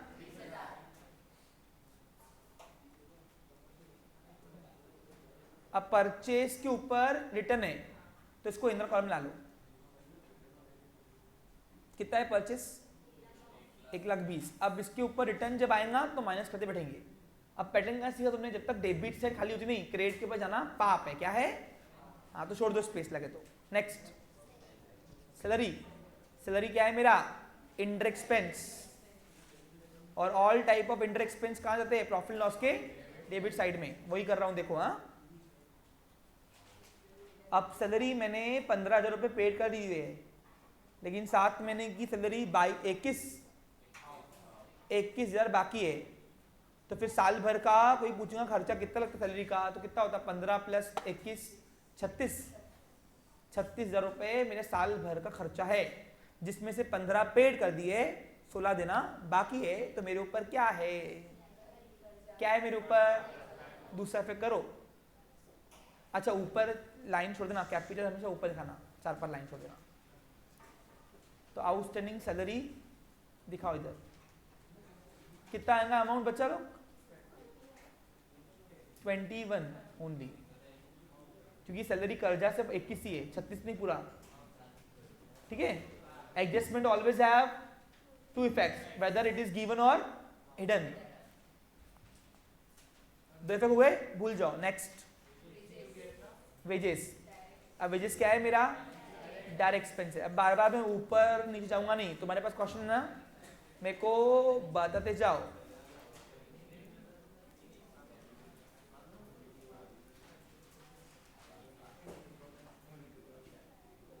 कितना अमाउंट है, नेक्स्ट। हाँ आ जाओ, अभी यहाँ रुक जाओ। अब डेटर के रिगार्डिंग सारी एडजस्टमेंट्स प्लस ट्रायल बैलेंस के हेड्स खोलने पड़ेंगे। वो जो क्यों, क्योंकि एक एडजस्टमेंट नहीं है, बहुत सारे एडजस्टमेंट है। अब ये एरिया थोड़ी सेंसिटिव है, बराबर तुमने देख लिया, क्योंकि मैक्सिमम एडजस्टमेंट्स यहाँ पे कवर हो जाएगी हमारी, और उसके लिए जो जो हेड्स खोलने पड़ेंगे वो मुझे खोलने ही पड़ेंगे हाथों। फिर वो डेबिट का हेड हो या क्रेडिट का आइटम क्यों ना हो, ट्रायल का, समझा क्या आपको क्लियर। हाँ चलो, अब डेटर के रिगार्डिंग जितनी एडजस्टमेंट है खोल रहे हैं। अच्छा उसके पहले हमने एक वर्किंग भूल गए ना, कौन सी, आरडीडी की अमाउंट निकाली कहाँ है अपन ने, अबे नालायक को, आरडीडी की अमाउंट निकाली कहाँ है, निकालो फिर चलो। आरडीडी परसेंट में पढ़ा है ना अपने पास अभी तक, तो उसके लिए वर्किंग करो, लिखो वर्किंग नंबर 1। तुम कहां निकालोगे, वैसे तो कायदे से पता है कहां चाहिए, ये कायदे से पूरा एग्जाम होने के नीचे चाहिए, नीचे। लेकिन तुमको मैंने ऑलरेडी क्वेश्चन के बाद एक पेज छुड़वाया था, तो आप चाहो तो उसमें भी कर सकते हो, लेकिन पेपर में क्या हो गई ये, हाँ एग्जाम के एग्जाम्पल होने के बाद पूरा। तो लिखो वर्किंग टू कैलकुलेट आरडीडी, कैसे क्या लिखे, लिखो वर्किंग फॉर आरडीडी, बस working note for RDD for calculating RDD, ऐसा करे, कैलकुलेटिंग आरडीडी चलेगा। फॉर के बाद तो आईएनजी आता है ना लगभग, मालूम है तुमको। हाँ ये आरडीडी बोले तो कौन सी आरडीडी, अरे कौन सी आरडीडी की बात कर रहा हूं, हाँ तो लिखो फिर न्यू आरडीडी। अब वो तुमको इतना बड़ा दिखाना नहीं है, वो एक्चुअल डेटर वेटर जो तुमको मैंने नोट लिखा थी, नोट ऊपर देखो तुमको, ये वाली, ये तुम्हारे लिए सिर्फ, ये इतना पेपर में दिखाना नहीं है। हाँ बस इतना दिखाना, ऐसा पेपर पॉइंट ऑफ व्यू से कैसी वर्किंग करनी है वो लिखा के दे रहा हूँ तुमको वहां पर। सॉरी बेटा भूल गया, ठीक है इट्स ओके। क्या यार, हाँ ठीक है ना बेटा, अरे होता है गलती, इसमें क्या है, चलो अच्छा बता दिया, सेशन में रिकॉर्ड तो हो गया। Working note for calculating new RDD, ठीक है। चलो अब यहां पे लिखो गिवन डेटर, गिवन डेटर कितना है, 2 लाख।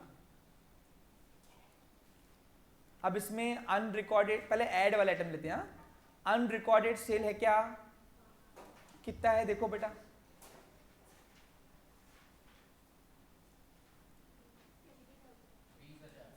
20,000 रुपए ऐड कर दो। फिर और क्या ऐड होता है, बिल डिसऑनर है ना, बिल डिसऑनर है क्या, कितना अमाउंट, 5,000 रुपए। बस ऐड वाले आइटम इतनी है ना, तो ऐसे 2,25,000 रुपए होते हैं, ठीक है बराबर। अब 2,25,000 में अब लेस वाले आइटम लेते हैं। अब बताओ डेटर किससे किससे कम होता है, एक तो न्यू बेड डेप से कम होता है। अब न्यू बेड डेप कितना है देखो, एडजस्टमेंट में नीचे दिया है 10,000 ना, है क्या, माइनस कर दो,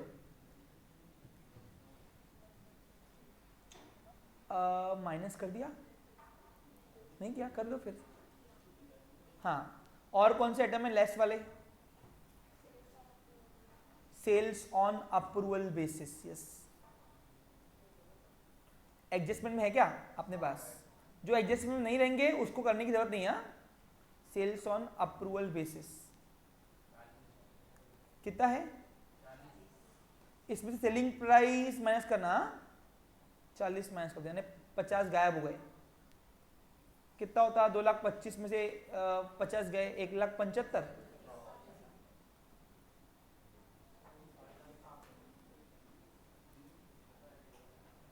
है ना? ये 1,75,000 हो गया। ये मेरा एक्चुअल डेटर क्या हो गया मेरा? ये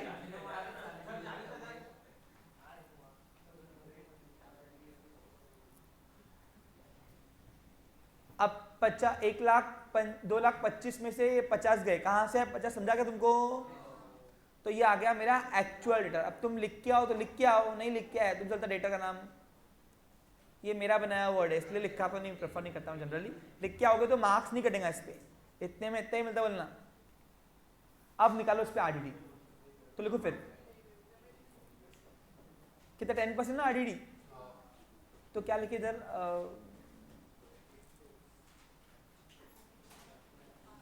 10% नहीं, एक मिनट रुको, शांत। New RDD is equals to 10% on 1,75,000।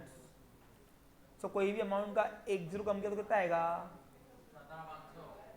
7,500। ये आ गया हमारा। अब वो परसेंट वाला तुमको फॉर्मूला लिखाना है क्या? नीड नहीं है ना, वो लिखाते बहुत सारे ट्यूशन क्लास वाले। परसेंट से अमाउंट निकालने का फॉर्मूला क्या है मालूम है ना? 1,75,000 डिवाइडेड बाय 10 इंटू 100। वो 10% तुमको निकालना है इसका, कोई भी अमाउंट का लास्ट जीरो हटाया 10% होता। आ गया ये न्यू आरडीडी की अमाउंट। ठीक है, अब ये न्यू आरडीडी की अमाउंट मिल गई अपने को। समझा क्या आपको? क्लियर? हाँ, अब वर्किंग नंबर 2 भी करनी पड़ेगी। पूछो किसके लिए? डिस्काउंट की अमाउंट निकालने के लिए। अरे डेटर के रिगार्डिंग सारी एडजस्टमेंट में अभी हाथों तोड़ूंगा मैं, बात तो वही वेट करूंगा नहीं मैं। समझा क्या? तो उसके लिए डिस्काउंट की अमाउंट नहीं है ना हाथ में, क्योंकि डिस्काउंट गिवन किस में दिया है? परसेंटेज में। तुम सबको समझ में आ रहा है मेरी बात? क्या कर रहे हैं हम लोग? तो लिखो नंबर 2 वर्किंग। अब यहां पे कहां से निकालूं? मैं नीचे कर रहा हूं, मेरे पास जगह नहीं है, तो मैं होंगी तो कर देना। लिखो वर्किंग नोट फॉर कैलकुलेटिंग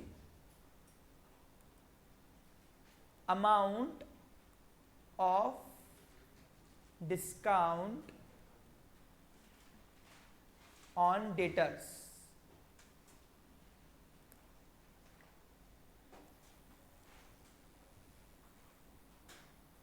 ठीक है, अब किस पे निकलता है? गुड डेटर्स पे।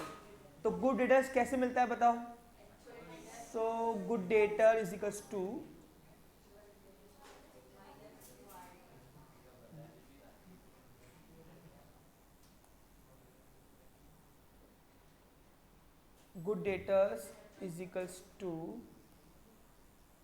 Actual debtor minus new RDD. अब एक्चुअल डेटा था 1,75,000। अब 1,75,000 में से न्यू आरडीडी की अमाउंट आई थी 17,500 रुपए, आई ना?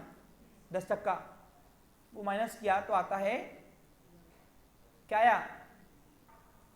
1,57,500, 1,57,500। ये मेरा मार्केट में जो काट साट के मेरे को पैसे मिलेंगे वो है ये, और इन लोगों को मैं डिस्काउंट दूंगा। अब निकालो फिर discount. So discount on debtors is equals to कितना बोल रहा? 5% ना? 5% ऑन 1,57,500 पे। तो कितना आएगा? 17,800। 7,000 है, 7,800। सबसे बड़ा टास्क क्या था मालूम है? ये अमाउंट निकालना, ये अमाउंट आंकड़ा जो मिल रहा है। ये जब तक आंकड़ा नहीं मिलेगा ये अमाउंट, तब तक दो इफेक्ट कर नहीं पाएंगे। इसलिए 7,875 है। क्या सीखा तुमने? डिस्काउंट सबसे लास्ट में निकालना है। सारी वैरायटी एडजस्ट करने के बाद ही अमाउंट डिस्काउंट की निकालोगे। Clear picture?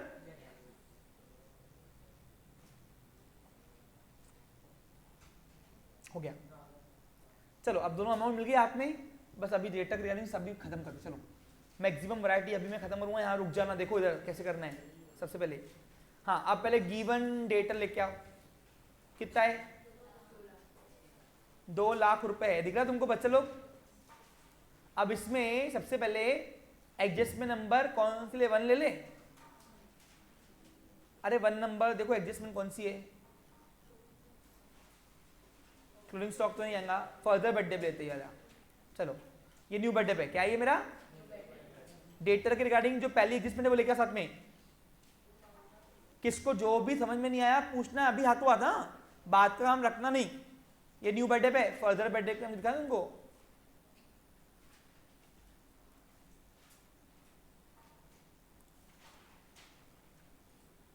अब जो पैसे डूब गए उससे मेरा डेटा कम होता। कितना है? 10,000 रुपए। कितने हो गए मार्केट में? फिर काट सट के 1,90,000। अब ये न्यू बर्थडे कहां मिला? Adjustment always have. अब दूसरा इफेक्ट कहां होगा? मेरा लॉस है क्या मेरा ये? तो ओल्ड बैड डेट में प्लस होगा। ये प्रॉफिट लॉस के डेबिट में लेके आओ। अब ओल्ड बैड डेट कहां मिला हुआ है क्या? ट्रायल बैलेंस में देखो तो है क्या? तो हाथ को उसको भी ला लो यहाँ पे। क्योंकि अगर जो देखो सुनो, जिस डेटा के एडजस्टमेंट के साथ कोई हेड अगर खुल रहा है उसको खोल दो। वेट मत करना कि दूसरा इफेक्ट करेंगे बाद में कुछ नहीं होता। जब तक 2 इफेक्ट होते नहीं एडजस्टमेंट के, तब तक दूसरे हेड को पकड़ना। ये परफेक्शन का एक स्कीम है, ध्यान रखो, स्ट्रेटजी। अब ओल्ड बैड डेट कहां मिला? ट्रायल बैलेंस ऑलवेज है 1 इफेक्ट, उसका एक ही इफेक्ट करना। कितना है देखो।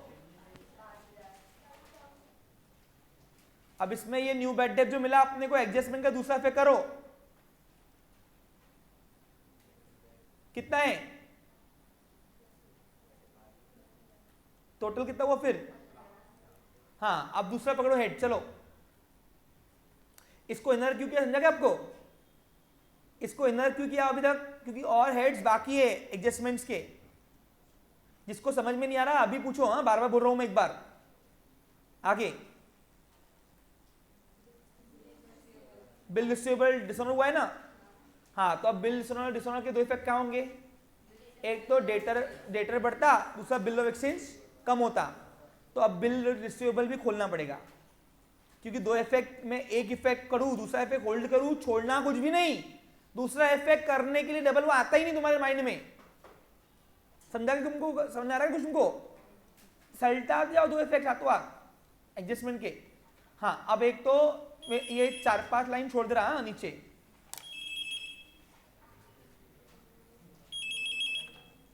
हेलो, किसकी आई है?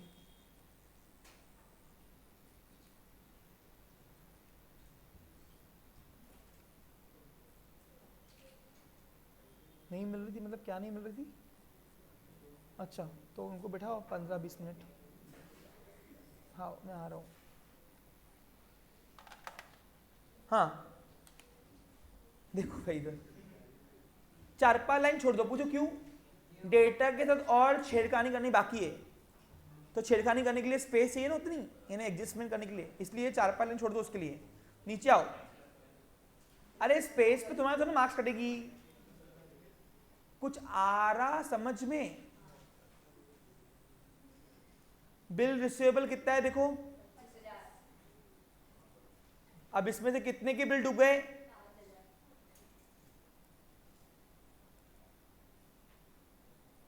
अब मैं लिख रहा हूं बिल डिसऑनर। तुम चाहो तो डिसऑनर ऑफ बिल भी लिखो, चलेगा, बात एक ही होती है।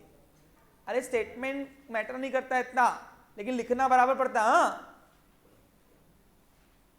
कितना? 5,000 ना? तो बताओ फिर बिल कितने के हो गए? अब बिल के ऊपर और कुछ लिखा नहीं है क्या? तो इसको आउटर कर दो। जिसके साथ और एडजस्टमेंट नहीं है उसको आउटर कॉलम करते जाओ, क्लोज करते जाओ। अब ये इससे क्या हुआ? डेटर बढ़े कि कम हुए? बढ़े ना तो बढ़ाओ, तो बढ़ाने की प्रेस करो। बिल डिसऑनर या डिसऑनर ऑफ बिल लिखा तो चलता है। 5,000 रुपया, तो कितने की हुए डेटर फिर? अब आप नोटिस करो ये एडजस्टमेंट ऐसी ना एडजस्टमेंट है जिसके दोनों इफेक्ट बैलेंस शीट में हो रहे हैं। एक एसिड बढ़ रही है, दूसरी कम कर रहे बस, लेकिन इससे न्यूआरडी की अमाउंट चेंज हो रही है, इसलिए। समझा आपको? क्लियर? नेक्स्ट बताओगे कि मैं ऊपर फिर जाऊं? सेल्स कौन सा है? अनरिकॉर्डेड है, अनरिकॉर्डेड सेल है ना, तो अनरिकॉर्डेड सेल से तो सेल्स बढ़ता, डेटा बढ़ता, तो डेटा बढ़ा दो। अनरिकॉर्डेड सेल्स कितना है? 20,000 रुपए है ना, बढ़ाओ, प्लस करो। हाँ, अब 20,000 रुपए ये बढ़ाए तो कितने हुए? 2,15,000। और इसका दूसरा इफेक्ट क्या होगा? सेल बढ़ता। सेल क्या है मेरी? डायरेक्ट इनकम है ना, तो हाथों हाथ सेल अकाउंट खोल दो। सेल क्या है मेरी? Direct income. All direct incomes कहां जाती है? कितना अमाउंट है? अनरिकॉर्डेड सेल कितना अमाउंट है?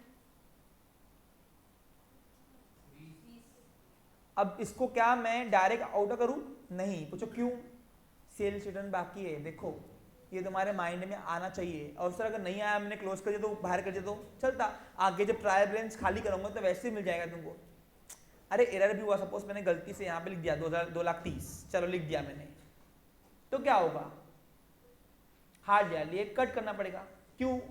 क्योंकि जब मैं ट्रायल बैलेंस वैसे भी खाली करूंगा तो सेल्स रिटर्न डेबिट मेरे को मिलना ही है, तब मेरे को मिल जाएगा ये कि मेरे को खाली करना है, तो वो टेंशन वाली बात नहीं है। ठीक है? क्लियर? अब हम जैसे लोग साल साल कर रहे हैं तो हमको पता है कि क्या प्लस माइनस होना है अभी आगे, लेकिन तुम जैसे लोगों को नहीं मालूम पड़ता कि आगे क्या आने वाला है। और तुम बच्चे हो ना, मन के सच्चे हो, बराबर कि नहीं? तो इसलिए तुमको अगर तुमने क्लोज कर भी दिया, इसको आउटर कर भी दिया, तो आगे जब तुम ट्रायल बैलेंस खाली करोगे तो सेल्स रिटर्न तुमको मिलेगा, तुमको मालूम पड़ेगा कि ये माइनस करना भूल गया हूं, तब माइनस कर देना। कोई टेंशन वाली बात नहीं है, पैनिक होना नहीं, रिलैक्स रहना। सॉरी, इसको फिलहाल मैं इधर कर रहा हूँ क्योंकि मुझे पता है आगे सेल्स रिटर्न आता है, इसलिए पहले ट्रायल बैलेंस समझ लेना पूरा। ठीक है? क्लियर? आगे बढ़ू? नेक्स्ट क्या है? पढ़ो। न्यू आरडीडी आ गई। चलो अब न्यू आरडीडी आ गई भाई। अब न्यू आरडीडी इधर देखो भाई, अब न्यू आरडीडी पक्का ना? हाँ, तो न्यू आरडीडी के पहले सेल्स ऑन अप्रूवल बेसिस कर दूं क्या? कर दूं? चलो करो। अब सेल्स ऑन अप्रूवल बेसिस कितना है सेलिंग प्राइस? तो सेल्स ऑन अप्रूवल बेसिस, अब देखो ये जगह में कम पड़ेगी मेरे को लग रहा है, बिल्स ऑफ एक्सचेंज को मैं पीछे कर रहा हूं।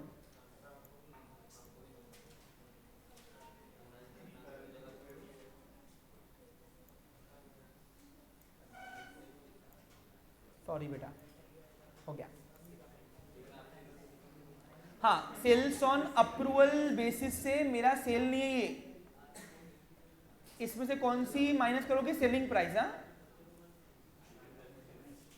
कितना है? 40,000 रुपए, माइनस करो। माइनस किया, कितना है फिर? 2 लाख, 1 लाख 1,75,000। और ये सेल्स ऑन अप्रूवल बेस दूसरा पे क्या करोगे? सेल्स में से माइनस, क्योंकि ये मेरा सेल कम करती है, ये मेरा सेल नहीं है एक्चुअली।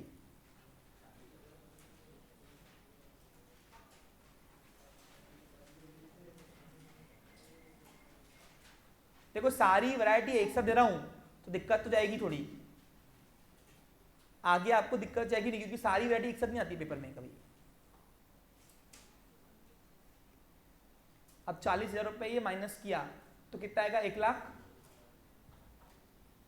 अरे 2,30,000 में से 40 गए, 1,90,000। अब हाथों हाथ क्या करोगे बताओ? सेल्स ऑन अप्रूवल बेसिस के 2 हेड्स है, कॉस्ट प्राइस है और सेलिंग प्राइस, कॉस्ट प्राइस के भी दो इफेक्ट कर दो हाथों हाथ, छोड़ो कुछ मत। एडजस्टमेंट एक बार पकड़ी ना, दो इफेक्ट किए बिना छोड़ना, ये पैटर्न है एक्यूरेसी का, ध्यान रखो। अब बताओ क्या है मेरी क्लोजिंग स्टॉक, एसिड है, इनकम भी है, तो क्लोजिंग स्टॉक लाना पड़ेगा अपने को। क्यों पूछो क्यों? कॉस्ट प्राइस के दो इफेक्ट, उसके बिना मैं कर पाऊंगा नहीं। अब क्लोजिंग स्टॉक खुद एक एडजस्टमेंट है, देखो ना, adjustment always have two effects, है कि नहीं, देखो ना। हाँ, अब adjustment always have two effects, दो इफेक्ट करेंगे। अब बताओ क्लोजिंग स्टॉक जो है खुद एक एडजस्टमेंट है, दिख रहा है तुमको बच्चे लोग? तो पीछे नीचे करो, ये पूछो क्यों? आपसे ज्यादा स्पेस छोड़ दी चलता ना, तो उस पर मार्क्स नहीं कटेगी। हाँ, अब क्लोजिंग स्टॉक जो है दो प्राइस है, सेलिंग प्राइस, मार्केट प्राइस और कॉस्ट प्राइस, कौन से लोग विचेवर इज, तो कौन सी कॉस्ट प्राइस है ना, विचेवर इज लेस। अब इसमें बढ़ाओ, सेल्स ऑन अप्रूवल बेसिस, कुछ आ रहा समझ में कि नहीं? नहीं आ रहा? कॉस्ट प्राइस छोड़ दो फिर, ये कॉस्ट प्राइस है, कितना अमाउंट है कॉस्ट प्राइस? 30 है ना, खरीदी रेट 30 का था मेरा,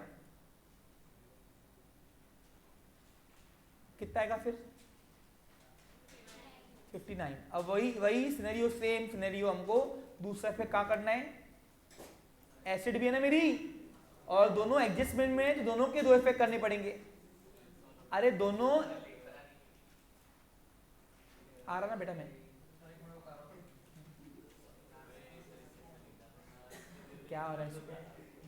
अरे एक तो डायरेक्ट इनकम है, दूसरी क्या है, दोनों मेरी एसिड है, और दोनों एडजस्टमेंट में मिले, एडजस्टमेंट ऑलवेज हैव, दूसरा इफेक्ट करूंगी हाथों हाथ एसिड साइड में। अब बैलेंस शीट की एसिड साइड में करो भाई फटाफट, चलो।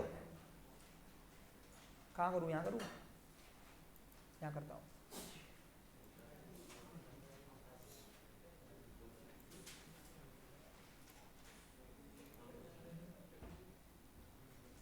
अब सर क्लोजिंग स्टॉक के दो इफेक्ट क्यों किए? क्योंकि वो भी एडजस्टमेंट था, और सेल्स ऑन अप्रूवल बेसिस की कॉस्ट प्राइस भी हमको कहाँ मिली, एडजस्टमेंट में मिली, and adjustment always have two effect, इसलिए दो इफेक्ट किए। समझा क्या आपको? क्लियर? अरे क्या दिखाना है, वही तो है।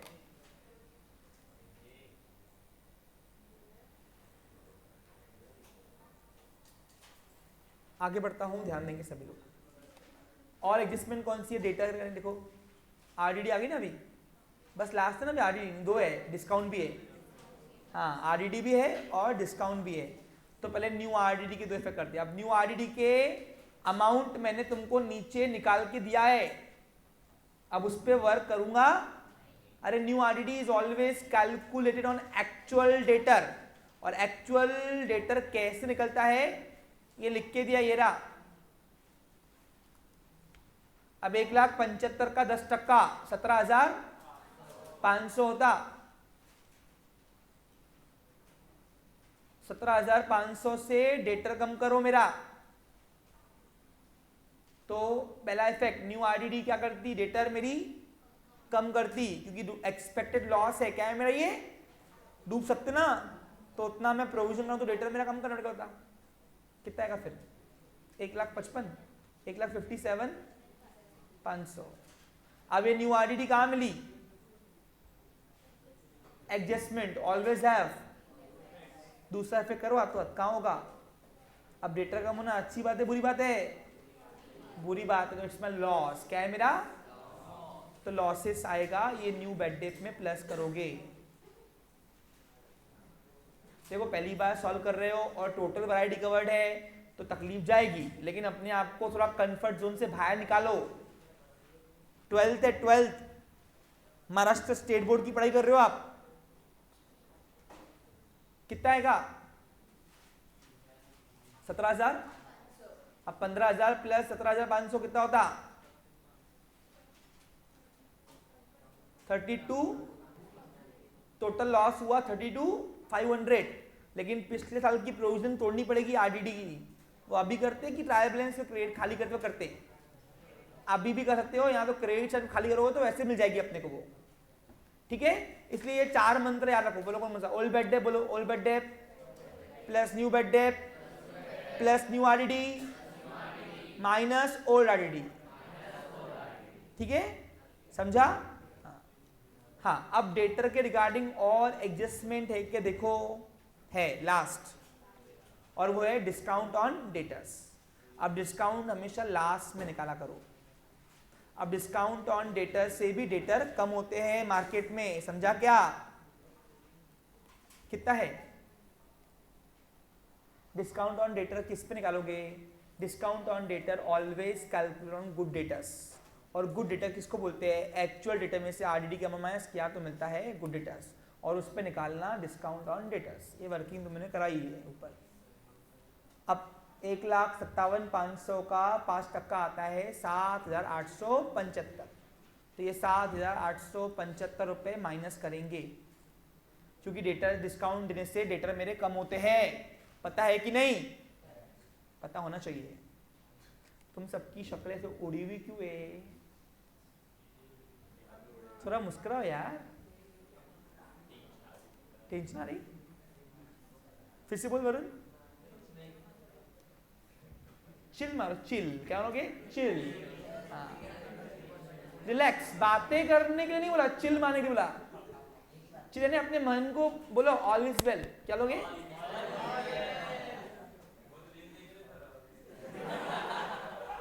चलो ओके। हाँ, 7,875 रुपए ये आ गया हमारा डिस्काउंट ऑन डेटर्स। अब डेटर्स से मेरा डिस्काउंट देने से डेटर मेरे कम होते हैं, क्योंकि उतने पैसे मार्केट से कम आएंगे ना मेरे पास, तो माइनस करेंगे। क्या करेंगे? माइनस। हर वो चीज जिससे डिस्काउंट डेटर कम हो माइनस करना, हर वो इफेक्ट जिससे डेटर बढ़ते हो वो प्लस करना। Clear picture? अब बताओ कार्ड साड़के पे मुझे मार्केट से मिलेंगे इतना पैसा 1,06,000। ये है मेरा कार्ड साड़के डेटर, इसको बोलते हैं नेट डेटर्स। क्या बोलेंगे? बोलो क्या बोलोगे? Net debtors. पहले क्या मिलेगा? एक्चुअल डेटर, आरडीडी माइनस करके गुड डेटर्स, और डिस्काउंट माइनस करके क्या मिलेगा? Net debtors. कार्ड छाट के मुझे हाथ में इतने आएंगे। अब बताओ थे कितने के डेटर? 2 लाख के थे, आएंगे कितने? 8 लाख काट छाट के हाथ में 1,49,625 रुपीज। अब डिस्काउंट कहाँ मिला? कहाँ मिला? ट्रायल बैलेंस में कि एडजस्टमेंट में? एडजस्टमेंट ऑलवेज हैव दो फायदा करो। डेटा कम होना अच्छी बात है बुरी बात है? तो लॉस है क्या मेरा? तो इसको इसमें प्लस नहीं करना, इसको अलग से लिखना है यहाँ पे डिस्काउंट ऑन डेटर। पूछो क्यों बचा लो? मैंने आपको बताया ना ये रेगुलर है, लेकिन वो ओकेशनली होते इवेंट से। डिस्काउंट ऑन डेटा कितना आया था? 7,825 75 की 25? हाँ, जो है वो सारी डेटा के रिगार्डिंग एडजस्टमेंट्स कंप्लीट कर दी, और जो हेड्स ट्रायल बैलेंस से खोलना जरूरी था वो भी खोल दिए। समझा आपको? क्लियर? यानी क्या सीखा हमने? एडजस्टमेंट के 2 इफेक्ट भी कर लिए, और जो ट्रायल बैलेंस के आइटम थे मैक्सिमम छट भी गए हमारे। चलो आगे करो फटाफट, मैं 1 मिनट में आया। कोई आवाज नहीं करेगा, ओके? 1 मिनट की ब्रेक ले रहा हूं, ओके?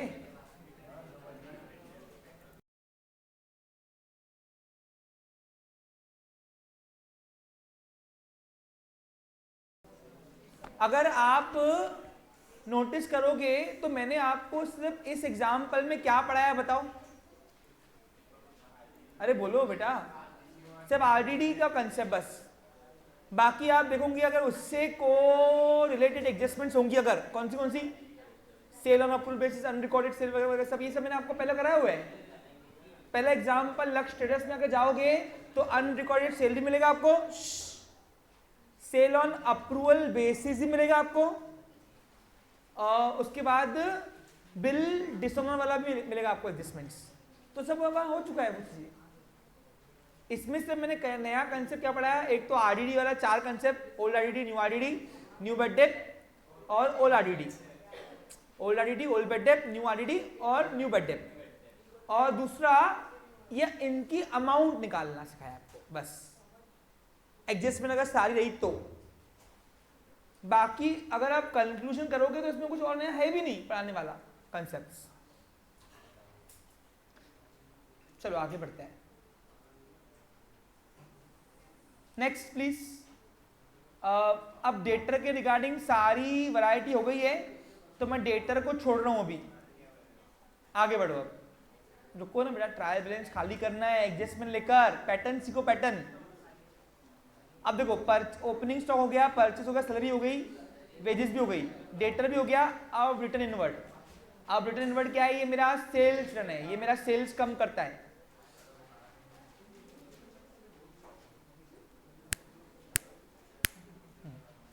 ये मेरा सेल्स कम करता है, फटाफट लिखो चलो। अर्पित वॉइस आ रही है मेरी? सेशन लंबा होगा मैं मानता हूं, लेकिन मेरे पास कोई ऑप्शन नहीं इसको करने के लिए। अरे बोलो फटाफट। अब सेल्स रिटर्न क्या करता है मेरा? सेल्स, तो सेल्स में से माइनस करो रिटर्न इनवर्ड। जो पेपर में लिखा रहेगा नाम, आप भी लिख के वही आओगे। क्वेश्चन में लिखा है कितना है, तो काट सट के फिर हमारा नेट सेल हुआ 1,88,000 का। इसका एक ही फिर करना। नेक्स्ट हेड क्या है देखो, ट्रायल बैलेंस के डेबिट, ट्रेवलिंग एक्सपेंस क्या है मेरा? इंडायरेक्ट एक्सपेंस है, लेके आओ। प्रॉफिट लॉस के डेबिट में आएगा। नोटबुक सबकी मैं लास्ट में चेक करूंगा। ओके बच्चे लोग,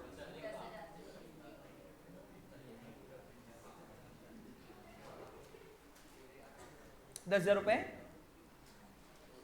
नेक्स्ट, डेबिट साइड खाली हो गई। देखो एक बार, अब जाओ क्रेडिट साइड में। पहला क्या है? सेल्स, लिख लिया है। कैपिटल नहीं आया ना, लिखो। अब कैपिटल के ऊपर एडजस्टमेंट है। पहले कैपिटल का एक इफेक्ट करो, उसका इंटरेस्ट फिर करते हैं। अब कैपिटल कितना है? कैपिटल मेरी फर्स्ट पार्टी लायबिलिटी है 1,80,000। अब कैपिटल का एक इफेक्ट करना, क्योंकि ट्रायल में मिला वो। अब उसके ऊपर इंटरेस्ट चार्ज कर रहा है ओनर, तो बिजनेस के लिए वो एक्सपेंस है। क्या है वो? और ये बिजनेस ने मालक को देना बाकी है, इसलिए लायबिलिटी भी है। क्या ये? तो दो इफेक्ट करेंगे। एक तो पर्सनल एक्सपेंस है, वैसे तो अप्रोप्रिएशन के डेबिट में आता है, लेकिन सोल ट्रेडिंग कंसर्न के फाइनल अकाउंट में ये इंडायरेक्ट एक्सपेंस क्लेम आप कर सकते हो। तो इसका पहला इफेक्ट करेंगे कहां पे? प्रॉफिट लॉस के डेबिट में। लिखो चलो फटाफट।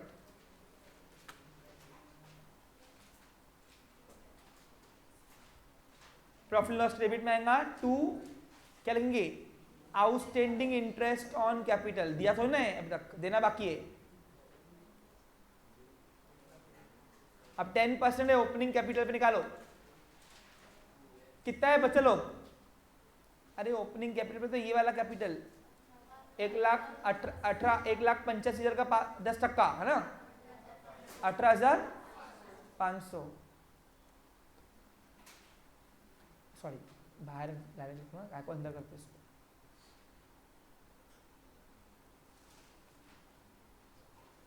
सुबह से इस तरह सिस्टम मेरा कंटिन्यूस चल रहा है, कंटिन्यूस बैक टू बैक। अब बस आराम देंगे ना बेटा। 18,500। हाँ, अब दूसरा पे कहाँ होगा? कैपिटल में प्लस, क्योंकि ये भी ओनर, ये भी बिजनेस की लायबिलिटी क्या है? क्योंकि दोनों एंटाइटी कंसेप्ट डिफरेंट एंटाइटीज है ना, बिजनेस और मालक, तो इसलिए ये भी फर्स्ट पार्टी और सारी फर्स्ट पार्टी लायबिलिटी एक साथ ही कंप्यूट होती है, इसलिए कैपिटल में प्लस करते हैं। अब मालूम पड़ा जो फैक्टर ऑफ क्वेश्चन में पढ़ा हुआ है वो कैसे यूटिलाइज होता है। That's why all subjects are interconnected with. जो इकोनॉमिक पढ़ा उसको हम अकाउंट्स में एप्लीकेबल कर रहे हैं, इसलिए कैपिटल के ऊपर इंटरेस्ट मिलता है।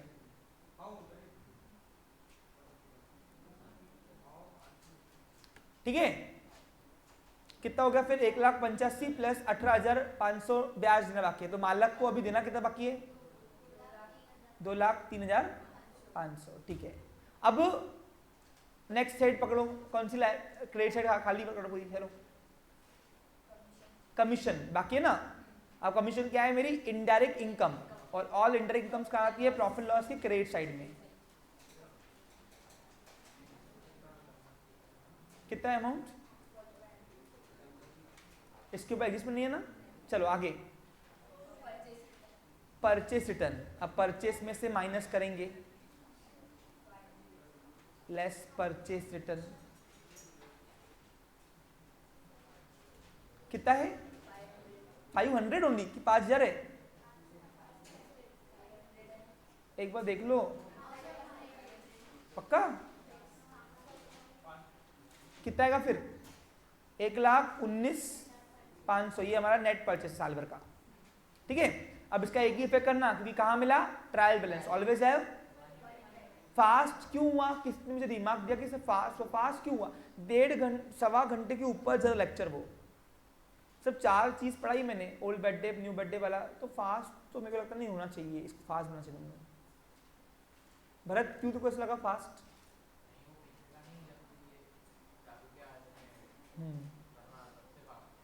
अच्छा आगे क्रेडिट ओल्ड बेड डे पे ना बाकी है ना, तो old bed day old ID sorry old ID trial balance credit side में बाकी है ना, खाली करना देखो ना, तो ये माइनस करोगे आज से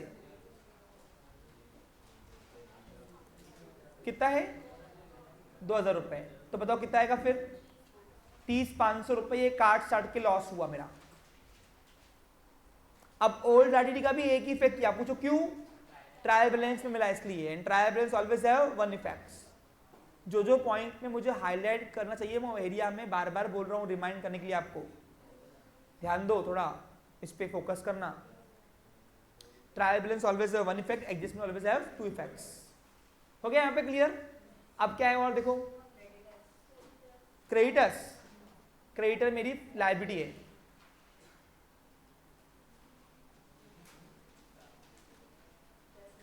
₹10,000, और नेक्स्ट खाली हो गया। अब मैंने पैटर्न क्या सिखाया हुआ है, पैटर्न है ट्रायल बैलेंस का डेबिट साइड खाली करो एडजस्टमेंट लेकर, फिर ट्रायल बैलेंस का क्रेडिट साइड खाली करो एडजस्टमेंट लेकर, याद है आपको, और फिर देख के आओ सारी एडजस्टमेंट छाट दी की नहीं, क्योंकि कुछ एडजस्टमेंट वैसे नहीं मिलती है क्लोजिंग स्टॉक, वो आपको एडजस्टमेंट देखते वक्त ही मिलेगी, हाँ, क्योंकि उसका जनरली ऊपर वो इफेक्ट होता नहीं है, लेकिन यहाँ पे था क्योंकि सेल ऑन अप्रूवल बेस्ड था इसलिए। देखो सबके 2 इफेक्ट हुए के दिखते हैं। अब बताओ ये पूरा माल खाली हो गया हमारा, अब नीचे आओ, क्लोजिंग स्टॉक के 2 इफेक्ट हुए भूल जाओ, फॉर न्यू बेड डे के 2 इफेक्ट हुए भूल जाओ, बिल रिसीवेबल के 2 इफेक्ट हुए भूल जाओ, सेल्स अनरिकॉर्डेड सेल के 2 इफेक्ट हुए भूल जाओ, न्यू आरडीडी के 2 इफेक्ट हो गए भूल जाओ, और सेल्स ऑन अप्रूवल बेसिस के 2 इफेक्ट हुए, डिस्काउंट ऑन डेटर्स के 2 इफेक्ट हुए, और इंटरेस्ट ऑन कैपिटल के भी 2 इफेक्ट हो गए। चलो सब माल खाली हो गया, अब हिसाब किताब करेंगे। सबसे पहला अकाउंट कौन सा क्लोज करते हो? हाँ, अगर ट्रेडिंग की डेबिट साइड बढ़िया है तो लॉस आएगा, और क्रेडिट साइड बढ़ाया तो प्रॉफिट आएगा। अभी gross profit, net profit, gross loss, net loss, ये तुमको निकालना मैंने सिखाया हुआ है। फास्ट करो, चलो कौन सी साइड बढ़िया नहीं बताओ, कितनी आ रही है? अगर क्रेडिट साइड बढ़िया है तो प्रॉफिट ही आएगा। हाँ, कितना आ रहा क्रेडिट साइड की अमाउंट? 2,47,000। जो साइड की अमाउंट बड़ी आ रही है वो एक लकीर, तो लकीर अंदर लिखो, उसमें से अपोजिट साइड की अमाउंट माइनस करो, डिफरेंस कितना आ रहा?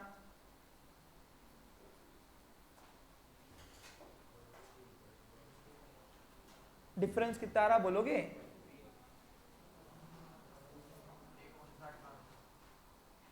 वाह बेटा, एक 169 बोल रहा, क्यों? इधर आ रहा 2,47,000, इससे कम ही आएगा ना अगर रेट बढ़े तो, डेबिट तो कम ही आएंगे ना। दिमाग चलना तुम्हारा बंद हो गया? अरे बाप रे, 1,19,30 कितने होते रे? 1,20,000 प्लस 30, 1,50,000, 1,50,000 5, 1,55,000 54 हो रहा है इधर तो। हाँ बराबर है, ठीक है। 1 लाख डिफरेंस पक्का डन कर दूं? अभी ये भी करते बैठूं मैं? नालायक हो, क्या कर रहे हो? ये तुम 12 एग्जाम दोगे? पहले लायकी बनाओ, लायकी अपनी 12 लेवल बनाओ, ये टोटलिंग में उलझते रह गए हो। जिसने टोटलिंग अच्छी की वो सिकंदर,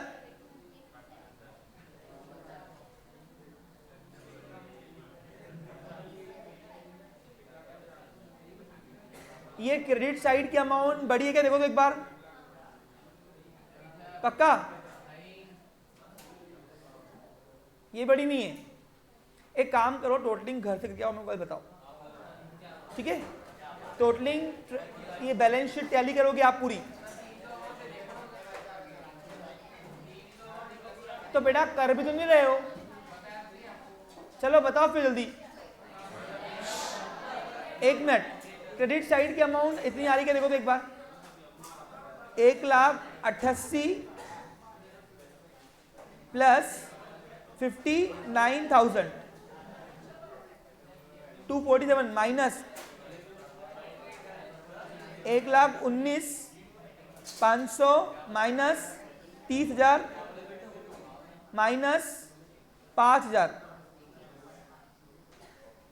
92,500 दिखा रहा है। 92,500 rupees is your gross profit, ये आपका ग्रॉस प्रॉफिट है। अभी प्रॉफिट क्यों है, क्योंकि क्रेडिट का बैलेंस है बचा हुआ, इक्वल करने के लिए डेबिट मिलेगा सिर्फ मैंने। ट्रांसफर टू कहां जाएगा, लेके आओ प्रॉफिट लॉस की क्रेडिट साइड में। इसको जनरली ऊपर दिखाया करो तो अच्छा रहता है, नीचे दिखाया तो चलता है, कोई इशू नहीं है। 92,500। अब इसमें से यहाँ तो नेट प्रॉफिट है, नेट लॉस है, तो नेट प्रॉफिट दिख रहा जो क्यों, क्रेडिट साइड बड़ी दिख रही मेरे को। अगर क्रेडिट साइड बढ़ाया तो प्रॉफिट और डेबिट साइड बढ़ाया तो लॉस। कितना करो जल्दी चलो। अब 92,500 प्लस 4,500 कितने तेरे, 96,500। अबे 96,500 कैसे आएंगे, ये आएगा 97,000 है ना। अब 97,000 क्रेडिट साइड की बढ़िया रही अमाउंट, वो लिखा हमने, उसमें से अपोजिट साइड माइनस करो, डिफरेंस कितना बताओ। अरे यार क्या नालायक हो तुम लोग, क्या करेंगे तुम 12th एग्जाम दोगे। ये आंकड़े हाथ से आ रहे, हाथ से देखो, हाथ से निकल रहे। 36 देखो करते चलो, हाथ करते अपन चलो। 30 और 60 36 66 प्लस 8 60 करो। 66 प्लस 7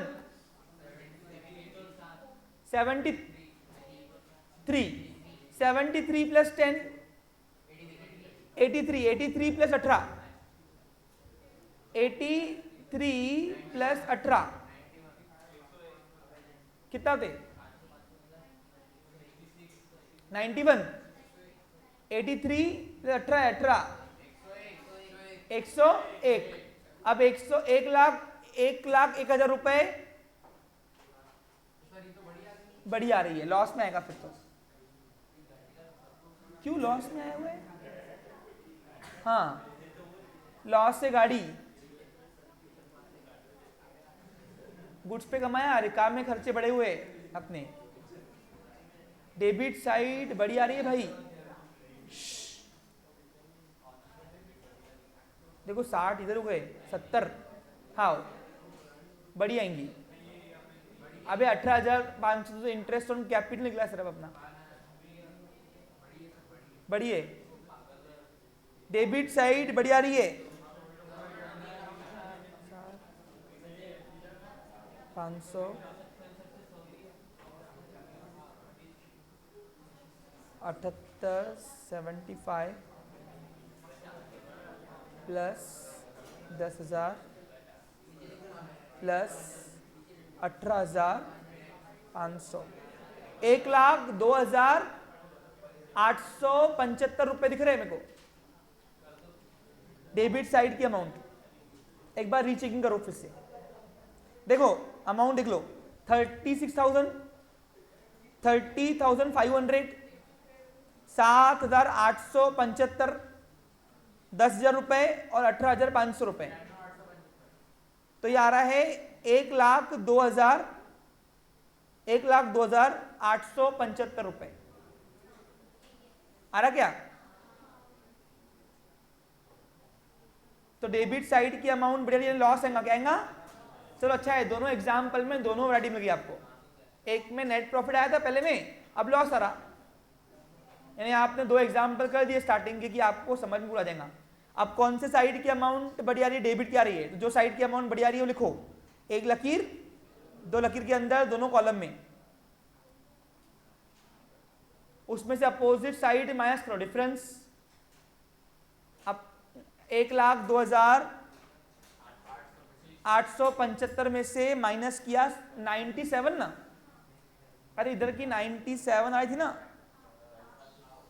तो 5,875 रुपए ये आ गया हमारा नेट लॉस।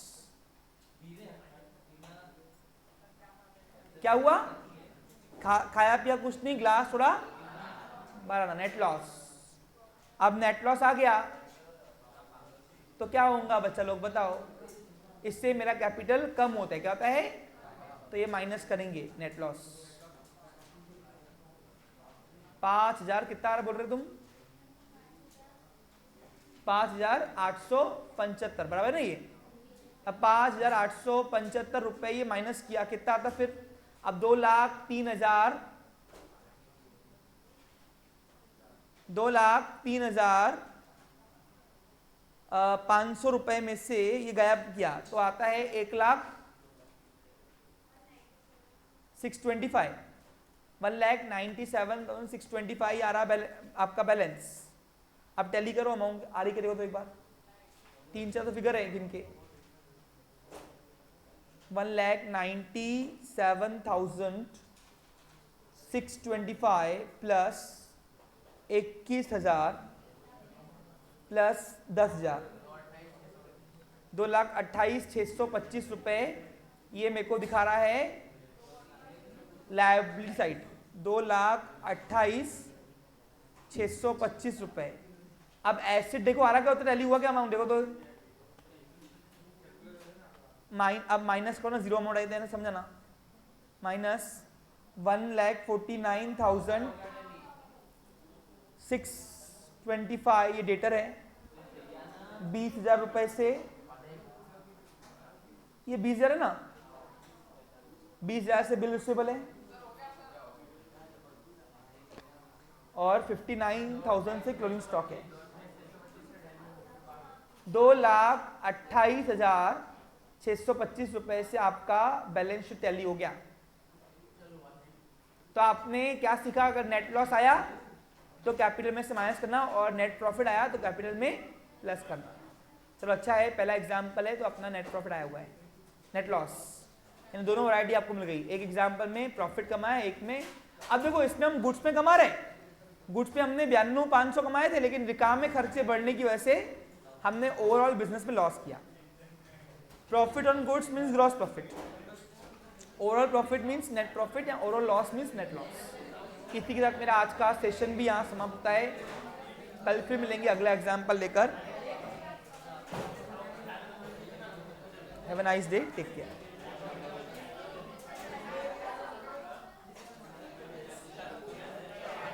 एक मिनट रुको, मैं चेक करता हूँ, बैठो। नेट लॉस आया बेटा,